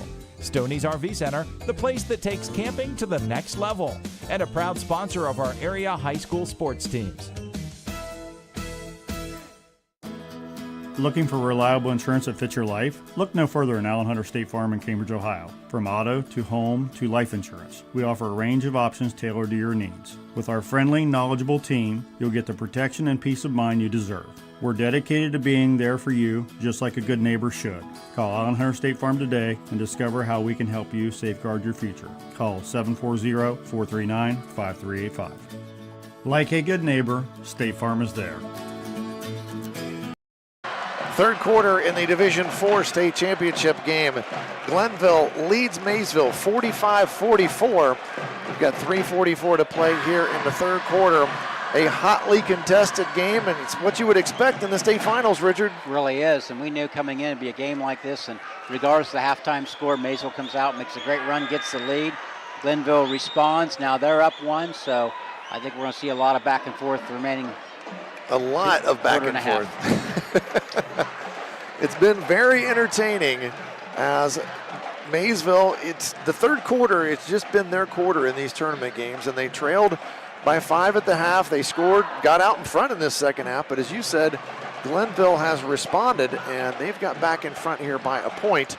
And the biggest difference, Maysville has put Glenville at the line. Castro has been fouled shooting 2 threes. One of those I would say is very questionable. He has shot 6 free throws in the quarter. Vickerstaff shot a pair but missed both. Hobson shot 1 and missed 1. So they have been to the line 9 times in this third quarter where they didn't shoot a free throw at all in the first half, and that's been the biggest difference. Yeah, sure thing. And, you know, they were so good from behind the three-point line first half. They did not hit a 3 in the third quarter thus far.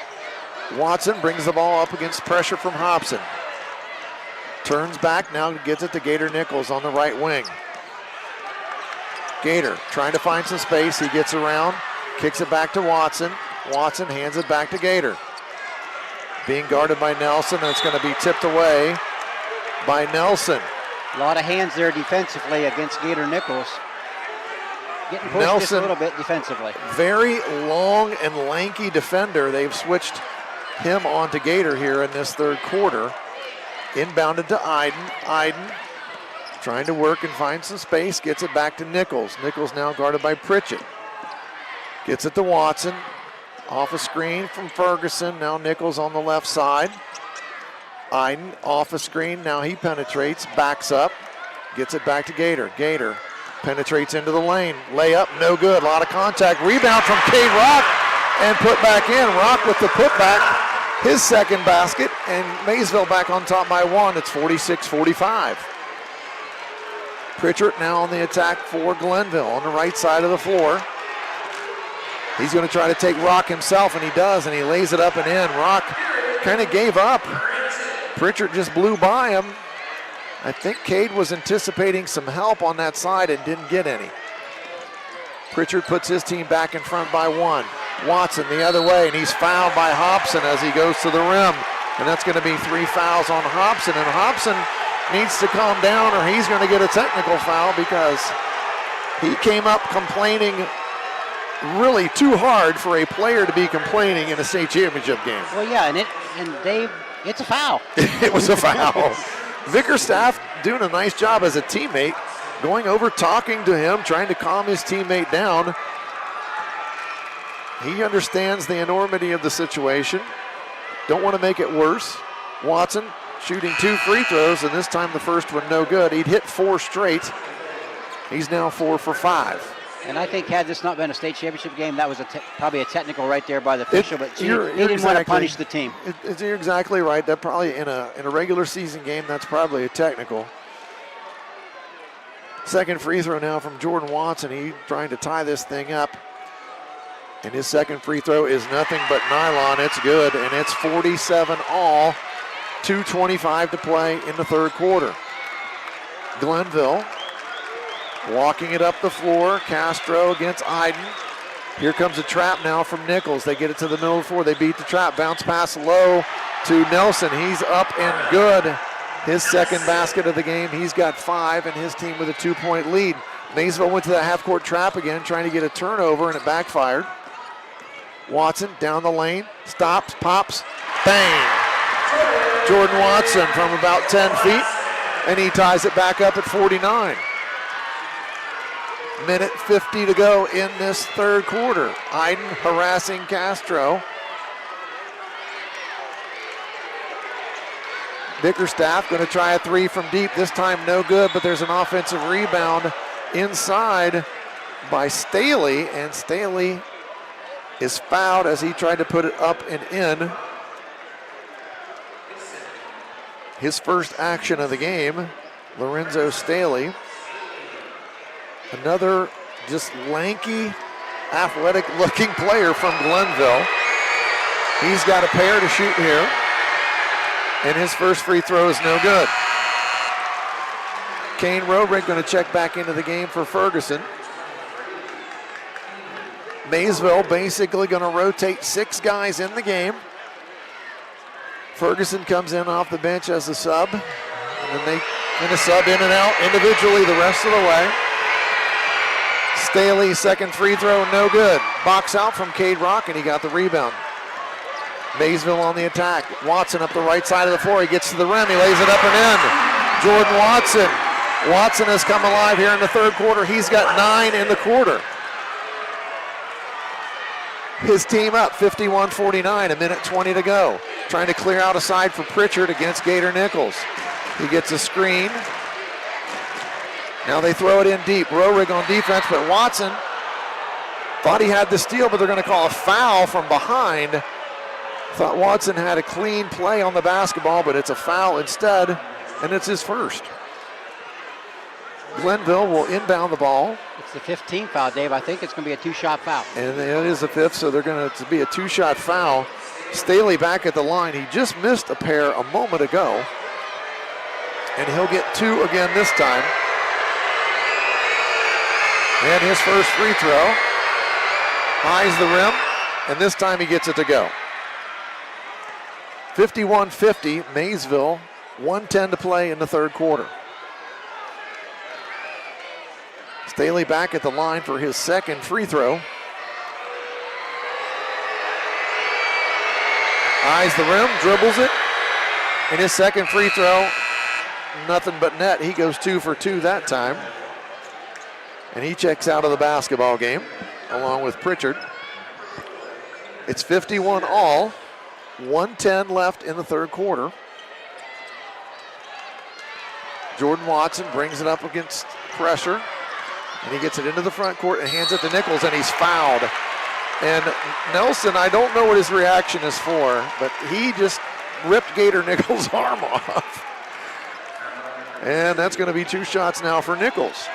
Well, I think that's how they play, Dave. It's a lot of aggression. Maybe that hasn't been called much during the year, but they act like that's a surprise, but it is a foul. Gator Nichols, he had 15 at half. And he's got 8 here in the quarter. He's got 23 points. And there's a 24th as that free throw goes in. 52-51, Maysville. Ferguson going to check back in for Roehrig. I think wanted to make sure Roehrig didn't pick up another foul here in this last minute of the third quarter. Nichols, as the Maysville crowd does the Gator chomp, and he hits a second free throw. Maysville 53, Glenville 51. 57 seconds to play in the third quarter. Castro beats Iden on the dribble, gets to the rim, his shot's up, no good. Rebound is no good. And Maysville finally comes away with it. They had a couple of attempts down low. Quickly up the floor, Iden, 3-ball. Bang! Landon Iden with his first bucket of the game. His team now has a 5-point lead. It's 56-51, 33 seconds to play. A little pep in the step of the Maysville defenders now. Castro out front, Ferguson checking him. Bickerstaff, 3-pointer from the right wing, and he gets it to go. Bickerstaff found some space, shot faked, created some room, and he got it to go. 10 seconds now. Nichols with the ball for Maysville. He wants a screen between the legs. Pulls up. They defend well. Gators going to have to force one from deep from the right side, and it's no good. That's going to end the third quarter. Maysville up 2, 56-54. We'll be back with the fourth quarter. 8 minutes to decide the state champion. This is high school basketball on AVC Sports. Summer can be both fun and productive. Take online and in-person classes at Zane State, earn credits, and enjoy perks like a free YMCA membership. Enroll now at zanestate.edu/summer. This is Leighton Wetzel from Lehi Real Estate, coming to you to tell you there's never been a better time to buy or sell a home. Give me a call today, 740-868-9847, or find me on Facebook at L. Wetzel, Real Estate Agent. Thanks and have a great day. Are you constantly worried about your body and unhappy with your weight? If you said yes, then come see us at Rivergate Medical, your weight loss and wellness headquarters. We offer semaglutide and tirzepatide GLP-1 injectables, as well as all of your aesthetic needs to get your face and body summer ready. How about laser hair removal or Morpheus 8 body tightening? We've got you covered. And don't forget to come relax in our IV Hydration Lounge for your immunity and rehydration boost. Schedule your appointment today at rivergatemedical.com. Ready for the fourth quarter to begin here at the state finals. Division 4, Maysville leads this game 56-54. And we anticipated a third quarter run from Maysville, Richard, and we got it. We got it. They have the lead. Now, Dave, they just have to play even, and they're state champions. Well, as we look here at the third quarter statistics, Maysville now 8 of 14 from the three-point line for the game. That's 57%. Their field goal percentage early on was not very good, but they're now over 50% for the game. 19 of 37, 51.4%. 8 of 14 now is Glenville from the three-point line, so they're still shooting it well, 57, but it's exactly the same as Maysville. Yeah. So Maysville's even the three-point game up. Yeah, and Glenville that third quarter only took three three-pointers, and Bickerstaff hit one there late. Right. Yep. Well, I'm sorry. You're fine. Maysville won the quarter, 24-17. They turned a 5-point deficit at halftime into a 2-point lead. And if you would have asked them at the beginning of the game, hey, you got a 2-point lead going into the fourth quarter, and I think their coaching staff would have taken it, Richard. Oh, no question about it. 2-point lead going into the fourth quarter. You're not in foul trouble. You have everybody available. You take that any day of the week. Glenville has the first possession as we start the fourth quarter. Castro gets the high screen. Watson switches off onto Castro, and his three-pointer is good. And he hits a three to give his team a 1-point lead to start this fourth quarter. And just like that, Glenville back in front. Iden brings the ball up against pressure from Glenville. Irby pressuring Iden, gets it to Watson. Nichols trying to come out and get a handoff. He finally gets some space. Lasier's doing a very nice job pressuring Gator Nichols. Watson now with the ball. He's got Vickerstaff on him. Spins, stops, wants to get rid of it. He's in the lane. He's got to get out of the lane. Out to Nichols. Nichols crosses over, gets in the lane. He's fouled. His shot is up and good. Gator Nichols. Gator with the 2 and a chance for the old-fashioned three-point play as he celebrates right in front of our broadcast location here. I almost was going to give him a high five, Richard. Yeah, did a great job getting to the rim, drew the contact, knocked down the shot. Chance to get Maysville up by 2 here. It's 58-57. 7:14 left in the game. Nichols will shoot a free throw, and the Maysville faithful with the Gator chomp going in the stands again. Nichols, free throw, no good, off the back iron. It stays 58-57 Maysville. Glenville now into the offensive end. Irby handling the ball. Now to Castro. Castro is who they would like to have running their offense, and he's got the ball back in his hands. He penetrates down the lane. His shot off the backboard, up and good.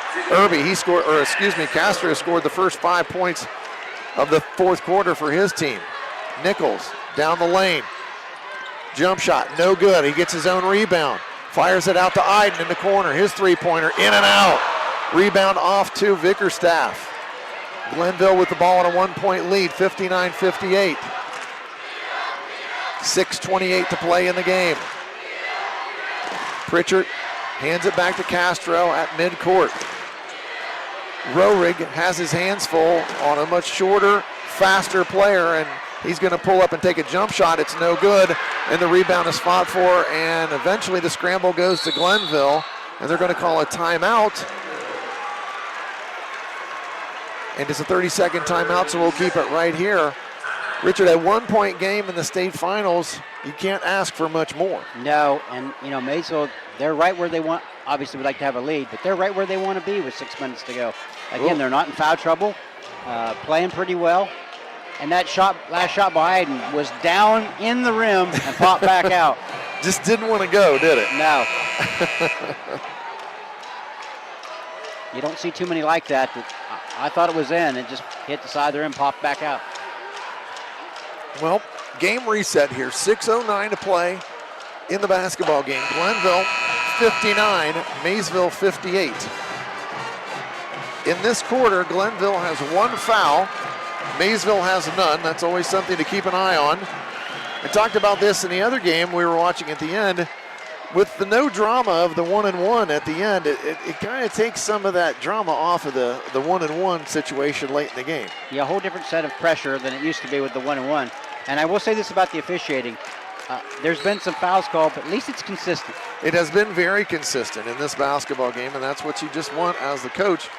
You want it to be consistent on both ends, and it has been. Glenville trying to run a set for Vickerstaff. He's going to try a 3 from the left wing, and he got it. Vickerstaff, nothing but net, and he gives his team a 4-point lead.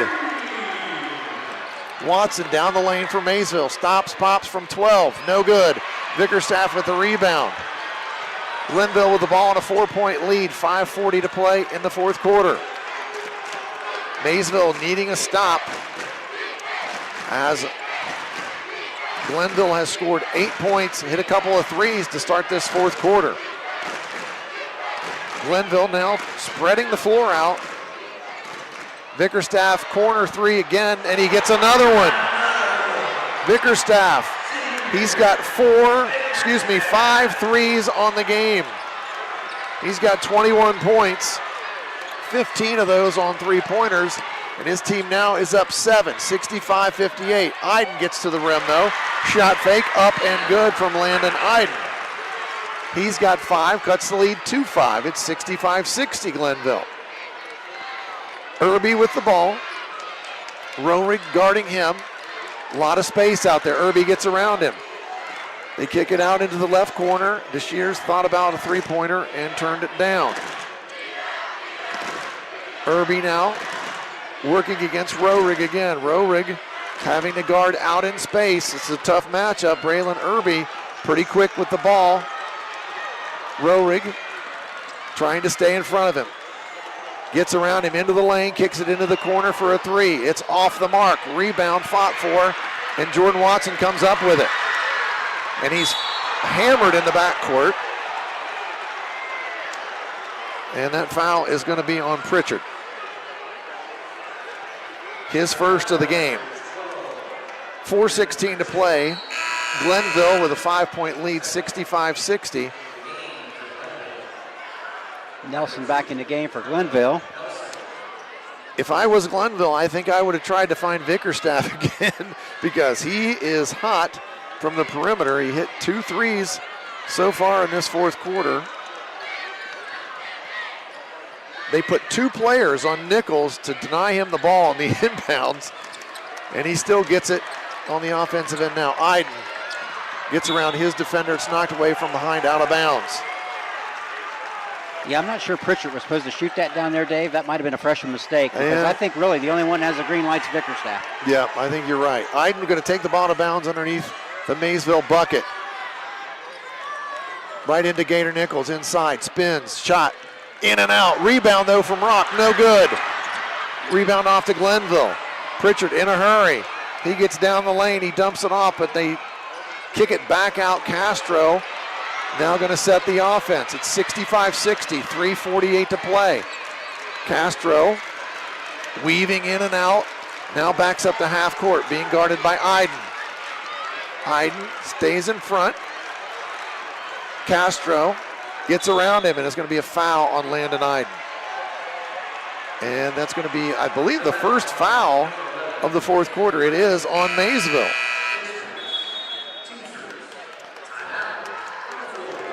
And we've got a full timeout on the floor. We'll take a quick break.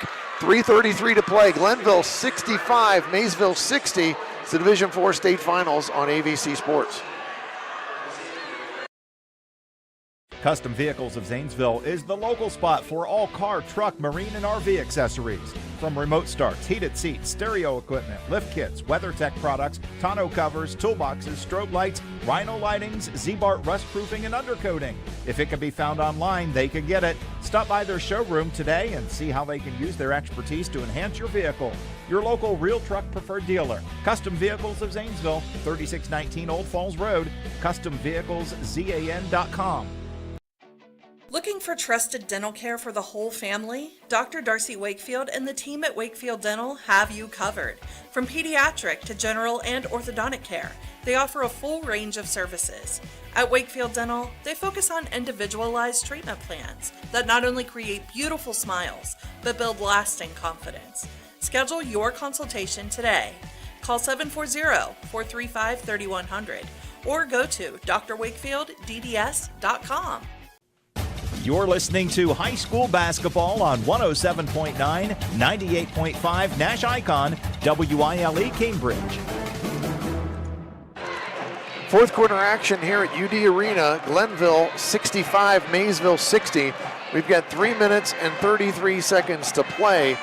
Right now, Glenville not in a big hurry on offense. They're trying to spread the floor and use their quickness to their advantage, and it's going to be Maysville's going to have to dig deep for a stop here, Richard, and I think they're discussing what they want to do differently on defense here.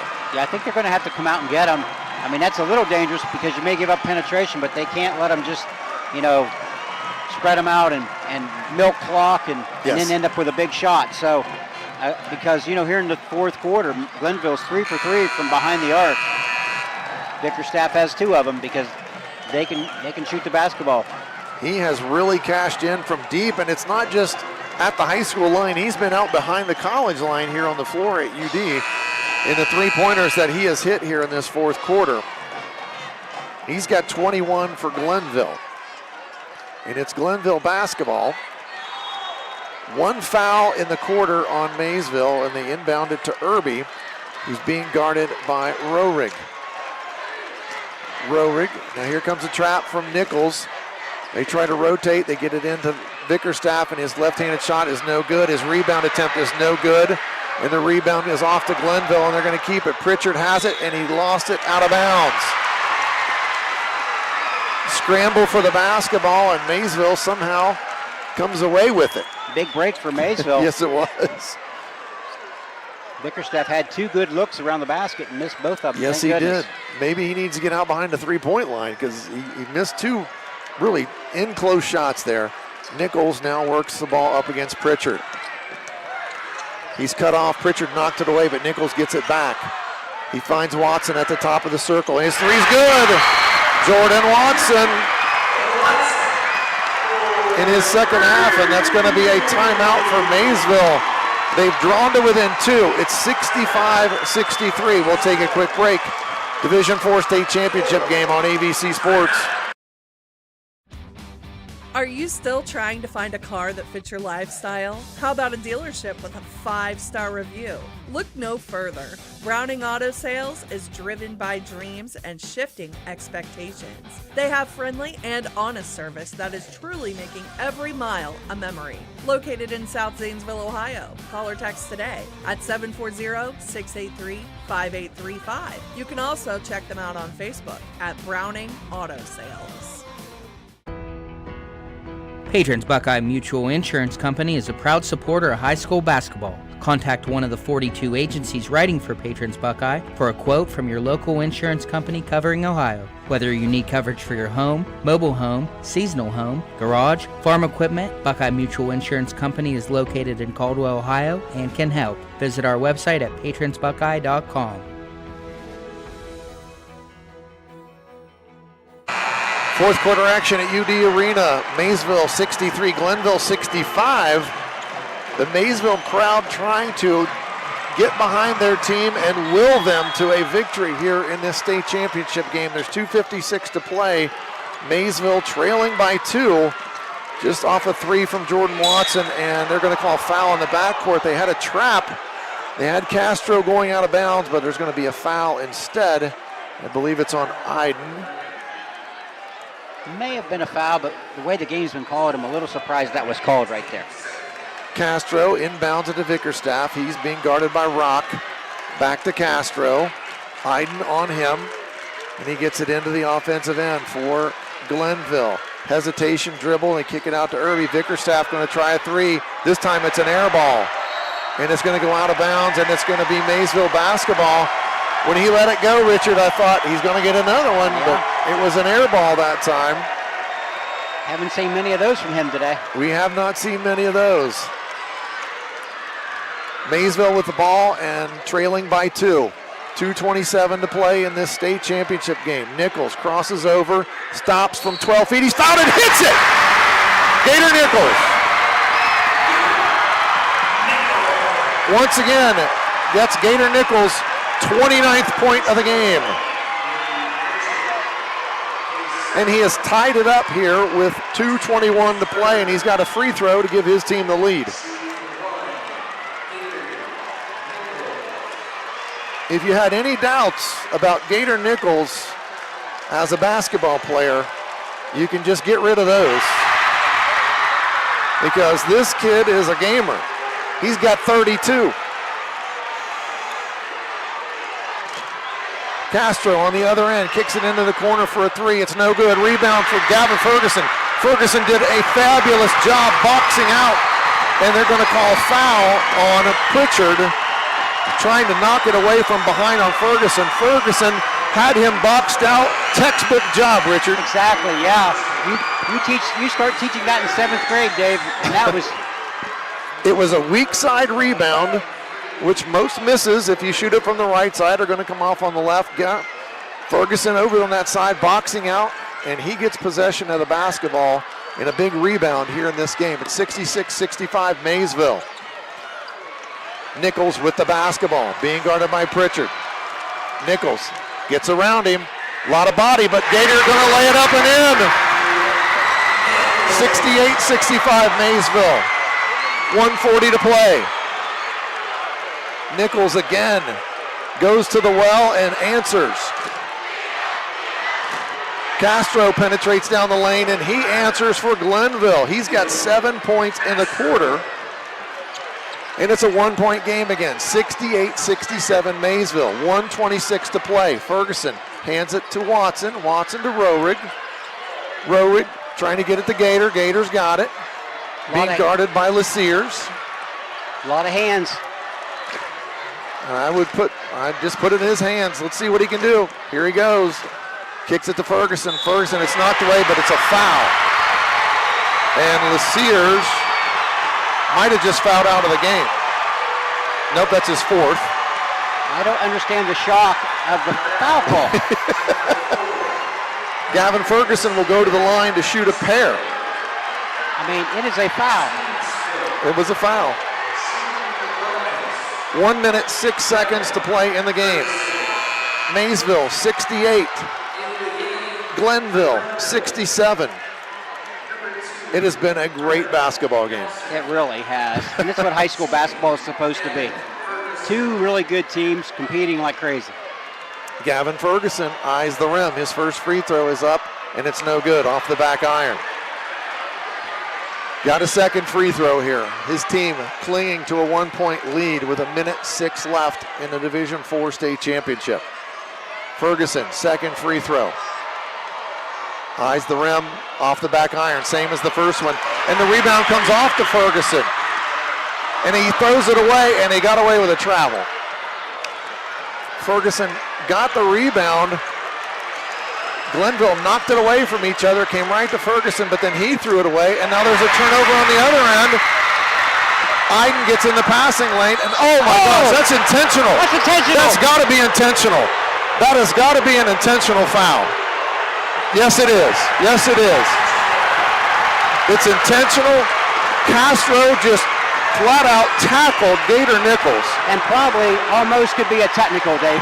Gator Nichols gets up laughing, but that was just not a basketball play. And rightfully a intentional foul with 45 seconds to play. Gator Nichols will go to the line to shoot a pair. I don't think I've ever seen that in that situation. I mean, if you're going to foul, but don't tackle him. Nichols, first free throw now, and it's good. Maysville, 69, Glenville, 67. Nichols is going to shoot a second free throw, and they're going to have possession of the basketball with 45.5 seconds to play. Nichols calmly hits the second one. Dave Brown wants a timeout to talk about it with his team, and it's a full timeout. We'll take a quick break. Unbelievable basketball game here at UD Arena. It's the state finals on AVC Sports. At People's Bank, we're more than just a bank. As a community bank, we are committed to where we work and live, giving back to the organizations you care about through sponsorships, donations, and volunteer hours. When you bank with People's, you're not just a client, you're part of a community of neighbors helping neighbors. People's Bank, working together, building success. Member FDIC. Visit us at pebo.com. Surgeon Construction is leading the way in commercial and industrial construction.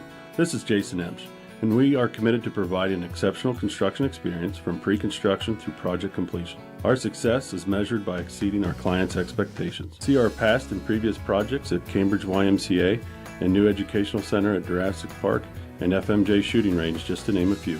Find us online at surgeon.construction and like us on Facebook. Surgeon Construction. We'll take it from here.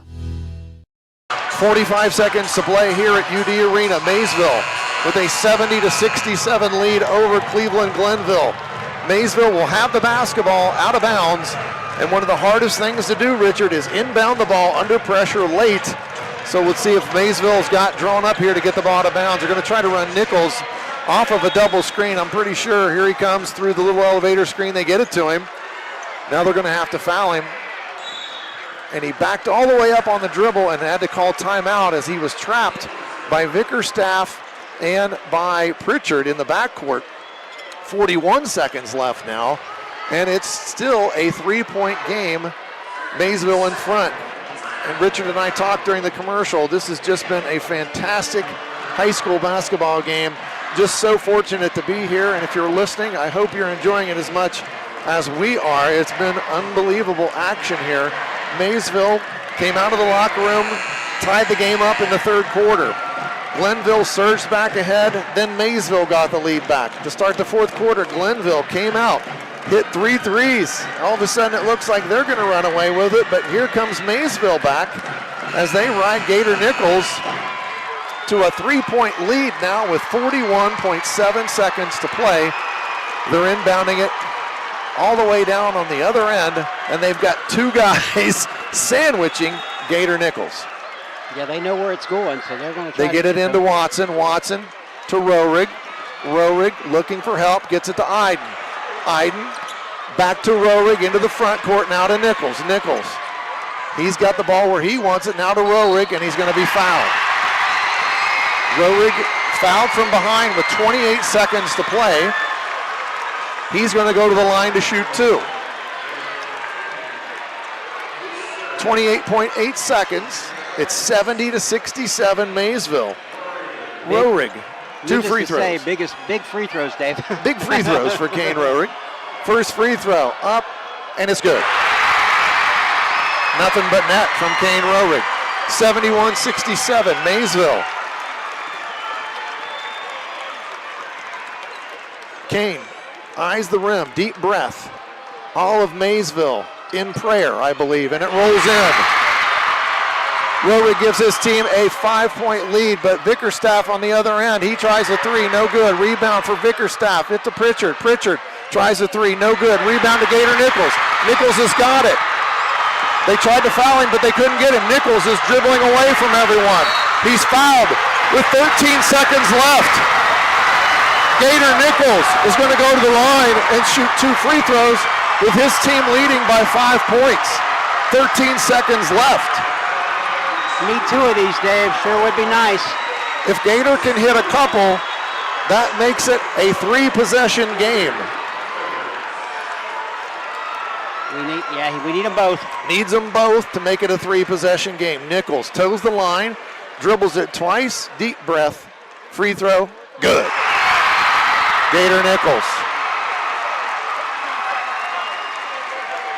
Maysville collectively holding their breath as Nichols tries the second free throw.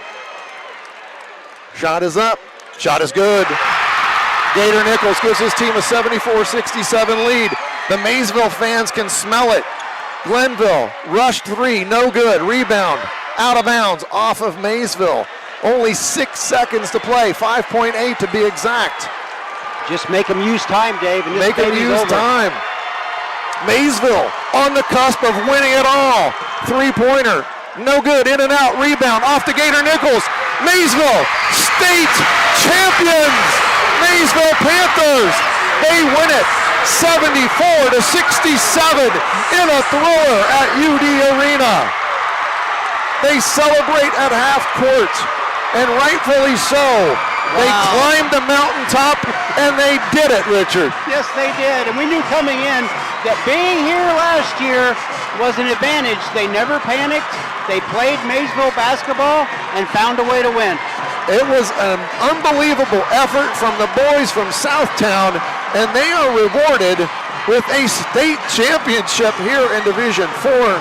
They win this game 74-67, much to the delight of everyone in the black and blue of Maysville here this afternoon.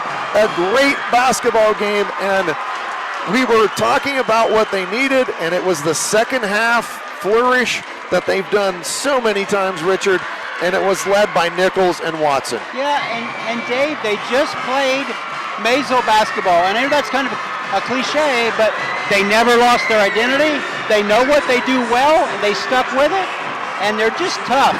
They just are a tough basketball team that knows how to compete, extremely well coached.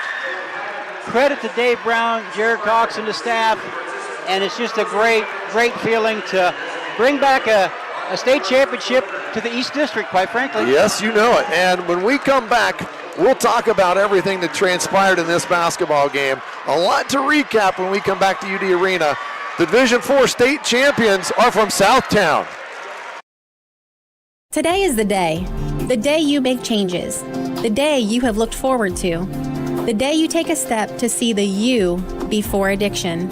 And it all starts right here at The Residence, an in-bed facility that designs your recovery to your needs 24 hours a day, 7 days a week. I'm Crystal Reynolds for Cedar Ridge Behavioral Health Solutions. Our approach is personal, and it is as individual as your needs. We are here for you. Call 855-692-7247. Your home and your car are likely your two biggest investments. Protecting them from unexpected damage is a prime concern to WB Green Insurance.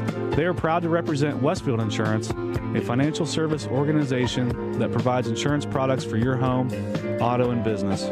Sharing knowledge, building trust is Westfield Insurance's pledge to their customers, along with personalized claim service that's fast and friendly.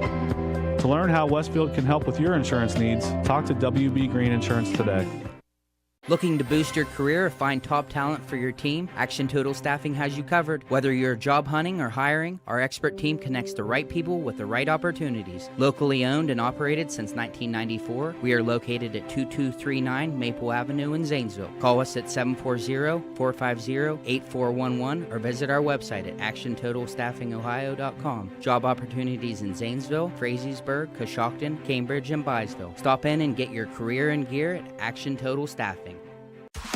There's something about a fresh haircut from the friendly, skilled stylists at Great Clips that just makes life, well, greater. The sun shines brighter, your step feels springier, even your jokes are funnier. And the best part? When you use Great Clips online check-in, you can get in for a haircut without having to rearrange your day or your budget. Download the app today and start feeling that much greater in just a few taps. Great Clips.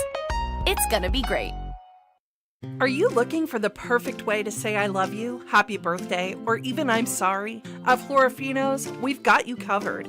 From romantic roses to cheerful tulips, even thoughtful sympathy arrangements, we make every occasion unforgettable. Plus, don't forget our unique gifts, perfect for making someone's day extra special. Why settle for ordinary when you can say it with Florafino's? Call us today at 740-452-8285 or visit us at florafinos.com.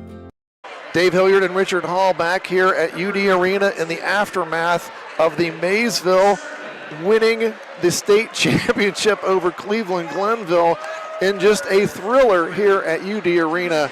Our final score, 74-67. And Richard, you'd look no further than the top of the stat sheet. Gator Nichols with 36 points in the state finals to carry his team to the title. You know, we talk about this, that, you know, there's a lot of great players out there and good players out there, but great players play great in big games. Yes. And that's exactly what Gator Nichols has done. And basically most of the Maysville basketball team, and I'd say they're probably not going to buy much food in Zanesville for a while. Yes. Because, man, what a proud community. They're so deserving of this. They've worked hard, you know, got here last year, got denied. And, you know, getting back to this point with all the expectations and pressure, that can be hard on any athlete, but a high school athlete. And then to come back here and get it done and win state championship, it's just impressive. I'm not sure what else to say. Well, Gator Nichols with 36 points, and let's not leave out Jordan Watson. Typically, Jordan Watson in the tournament games has come on in the second half, and he did it again today. He ended up with 19 points. So you got Gator with 36, Jordan Watson with 19. There's 55 of your 74. Just a great effort by those two. Cade Rock with a couple of baskets. He had 4 points. Landon Iden had 5 points. He had a big three when Maysville was making a run there. Kane Roerig with 7 big points again, Kane, and just did a really fantastic job defensively and rebounding. Just a super team effort as it's been all season long. Gavin Ferguson, just a great sub off the bench for this team today as they put it all together. And I got to mention Dave Brown, Muskingum basketball alum, getting a state championship, and we've got another one coaching Reynoldsburg tomorrow. Andy Moore coaches for the Division I state championship for this Reynoldsburg team, another Muskingum basketball alum, so good luck to him tomorrow. For Glenville, they were led by Xavier Vickerstaff with 21 points. He shot it 5 for 9 from the three-point line. I don't think anyone on the Maysville sideline was expecting that. So 21 for him, 18 for Castro. Castro and Vickerstaff, two really good basketball players. Yeah, they really are, and we knew that coming in, and I'll be honest, I knew that Castro was a really good point guard. He was a lot better offensively than I realized he was going to be, and he played really well in this game. He played a fantastic game for them, as well as Vickerstaff. Final statistics here, the field goal percentage You know, it started off first quarter, Maysville only shot 35% from the field, but then by the game's end, they got that up to 51%. So you shoot 50% from the field, you shot it pretty well. Yeah, you really have. You know, and against a really good defensive team with a lot of length, a lot of aggression, a lot of hands all over you, but they did a really good job of just being themselves and playing Maysville basketball. And as we're here now, they're introducing the state champion Maysville Panthers, as they're going to be getting their individual awards right now. They're going to be cutting down the nets. But the big thing in the game, as Richard just pointed out, Maysville 17 of 22 from the free throw line. Glenville only 6 of 13, and that is a huge difference in the game. For the game, as we mentioned, they scored, they're 51% from the field.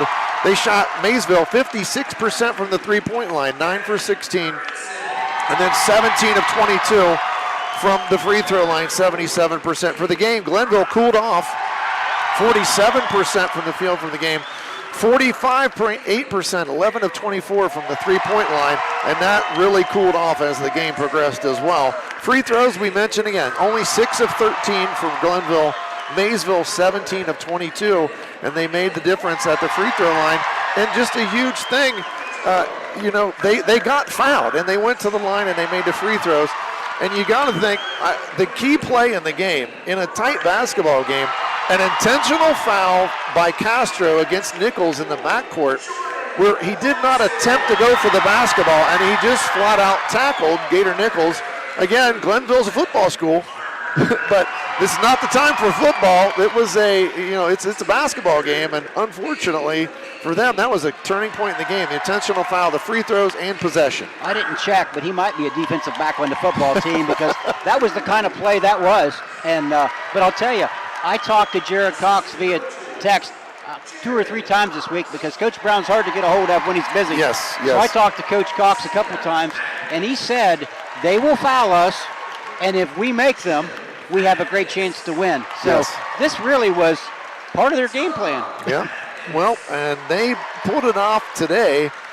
Again, I think part of it too, Richard, when Maysville got back in the game in the third quarter and they tied it up, all of a sudden the pressure went to Glenville, I think. And Maysville, they've been here, and they were used to that pressure. They seem like they've been getting that pressure all the way through.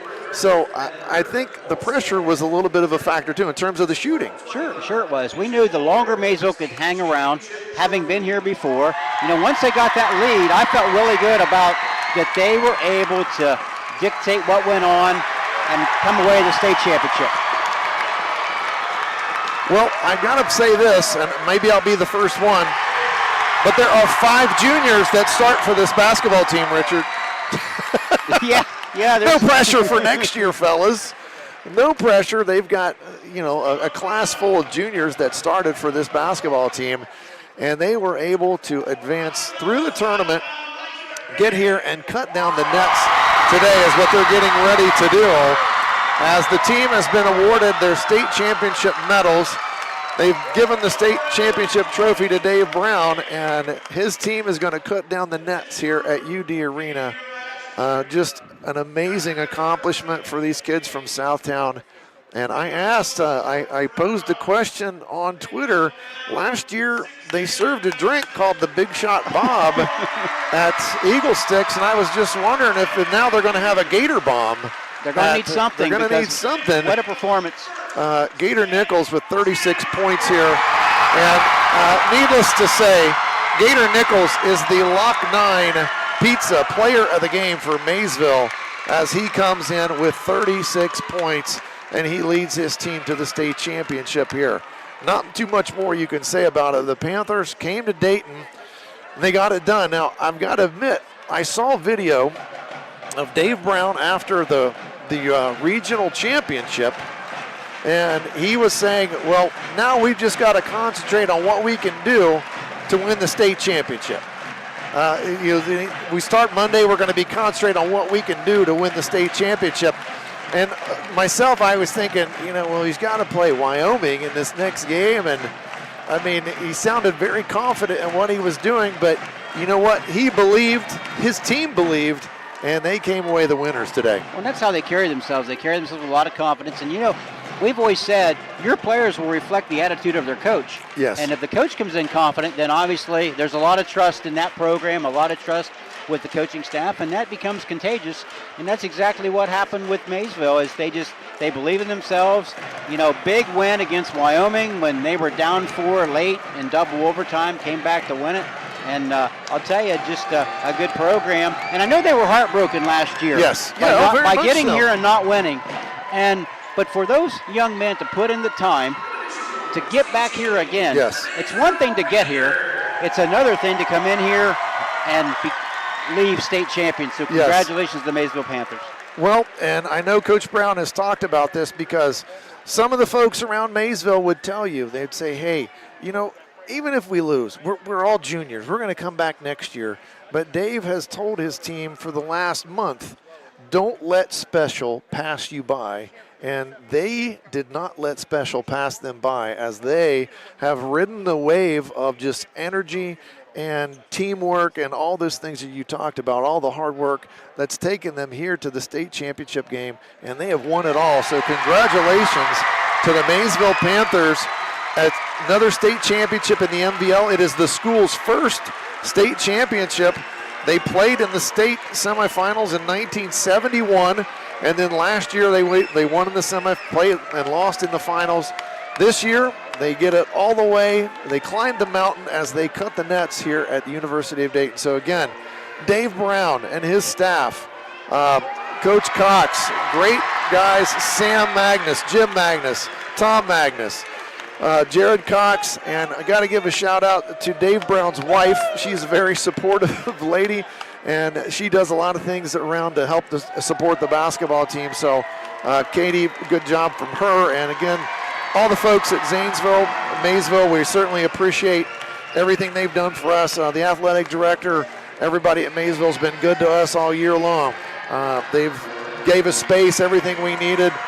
They've been great to work with. The coaches have been great to work with. Dave Brown took time out of his schedule this week for me to interview him. So certainly we appreciate him as we wrap up my broadcast season. But you know what?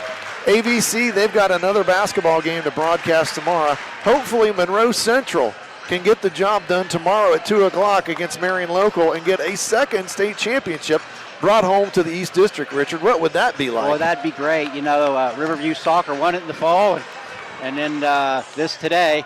So just congratulations to the Maysville Panthers. Just outstanding. Small town community support, there's nothing better. And we saw a great game this morning, another great game this afternoon, and so it's just outstanding. Just the get the third. Just all the just everything that happened. So just outstanding. So can you talk for a minute? We're going to get our third headset on, and we're going to talk to assistant coach Jared Cox right here at half court. Bryce is working on getting his headset out. We are excited to have Coach Cox join us here. He's got his little girl with him. It's an awful cute scene. All right, he's got it.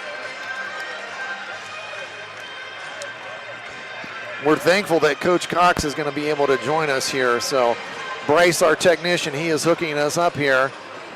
All right. Jared, can you hear us now, bud? Yeah. Hey, man. Congratulations. State champions. Yeah. Unbelievable job. Just excited for us to be here. Excited for you guys, man. Just turning point of the game. And we talked about it. What do you guys do at halftime? Because the third quarter just seems to be the difference. I don't think we do anything crazy. We just tell them, you've got 16 more minutes. We challenge them. And, every single time we challenge these guys, they respond. Every time. Yes. Every time.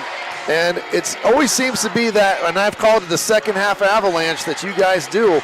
You come out of the locker room, and this time it was a mini avalanche, but it got you the lead, and then it was back and forth for the rest of the third quarter. But I thought the pressure really shifted onto Glenville, and I don't think they were prepared for that, to have the pressure thrown on their shoulders, because I think they were looking at it as they were the underdog maybe. They were trying to play it, but when the pressure got to them, you guys flourished at the end, and especially Gator Nichols. How about that? 36 points in the state finals. That guy, we don't do this too often, but if you're not recruiting that guy, I don't know what's wrong with you. That guy, game after game after game after game, season after season, he just keeps proving himself, and I've always said this, I'm not a college basketball coach, but if I were, I would recruit winners. Yes. And that guy wins. He knows how to get to his spots, and it doesn't matter if it's a bigger player or they're quicker. He just is a gamer, and the gamer gets you 36 in the state finals. That guy's Jordan Watson too, another big second half. He had 19 for the game, and he hit some big buckets for you in the second half. Yeah, too. we didn't think he played bad in the first half. We just thought he was kind of passive. Yeah. And we just told him at halftime, if we're going to win a state championship, you got to be the Jordan Watson that we know. Yep. And, he came out, he made a couple early plays. He had a big three there at the top of the key. Huge three. I think that gave us the lead. You were down 5, I think, when he hit that. And got you within 2. And that was a big three. Yep. And, same thing with him. If you're not recruiting that guy, I don't know what's wrong with you. I mean, that guy just wins and wins and wins and just keeps proving himself. Well, Jared, man, it was a treat for us. And I know being over there, it had to be. They want you to cut down the net, so we'll let you go. Hey, thanks for joining us. Thank you. Dave over. I will. I'll send him over. All Thanks. Right. Thank you. Jared leaving our interview. He's going to go cut down the net. He and his little girl, which is super cute here, as to the victor goes the spoils, and you get to cut down the nets with your crowd singing Miley Cyrus in the background. Now, I know if I think I might have picked a Queen song, maybe. How about We Are the Champions? Yeah, that may be coming. I don't know. But instead of Miley Cyrus. But what a great experience, because when you're a coach, Dave, and you know this better than anyone else, you're not home a lot. You're helping raise someone else's kids. So yes. To be able to enjoy this with your family, I think it's just so special. Yeah, it's amazing, and just a great feeling for these guys. I know you work hard and you do so many things that people do not see as a coach. You spend so much time doing things.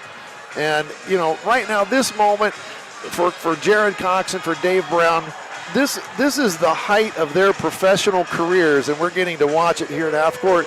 When you cut down the nets at the state finals, you don't get any higher as a high school basketball coach. And Dave Brown and his team are here right now, and they are certainly enjoying the moment as he cuts down the last bit of net here on this end, and he holds it up to the crowd, much to the delight of all the Maysville faithful, as they are the state champions. It's just a great atmosphere. And again, UD Arena, a great place to have a high school basketball game. It really is. And, the excitement, it's a little far to drive, but I'll tell you, a venue for high school basketball with crowds loud, exciting. They do a great job of taking care of us. Yes. Great job of helping with basketball games. But I'll tell you what a feeling for a community. Very fortunate to experience it twice at Buckeye Trail in the 80s. Never came away with a state championship, but just to go through the atmosphere is really special. Well, just unbelievable year for Maysville as they win the MBL small school, but they advance all the way through the tournament. They win it all here at UD Arena, and that's going to wrap everything up. I'm Dave Hilliard, my partner Richard Hall, and our broadcast technician guru here on the scene today, Bryce Haynes. Also get to give Brett Klein a shout out as he did some games here on the tournament trail as well. Another big tech guy. He makes it possible for us just to sit here and talk. We don't have to worry about all the tech stuff. We let those guys do it. So again, certainly appreciate everyone at AVC Communications. It's been a great year for me. I'm just so grateful to have done what I've done with this team. It's been a lot of fun, and I'm certainly hoping we get to do it again next year. Absolutely, but like you said, just because you have a junior class, you can't take anything for granted because anything can happen. But you got to savor the moment. That's it's been a pleasure to work with you, Dave. I just thoroughly enjoy sitting beside you, and it's been fun. Well, congrats to Maysville. They are the Division IV 2025 state champions. This has been high school basketball presented by AVC Sports. You've been listening to High School Basketball on 107.9, 98.5 Nash ICON. High School Basketball is a presentation of AVC Sports.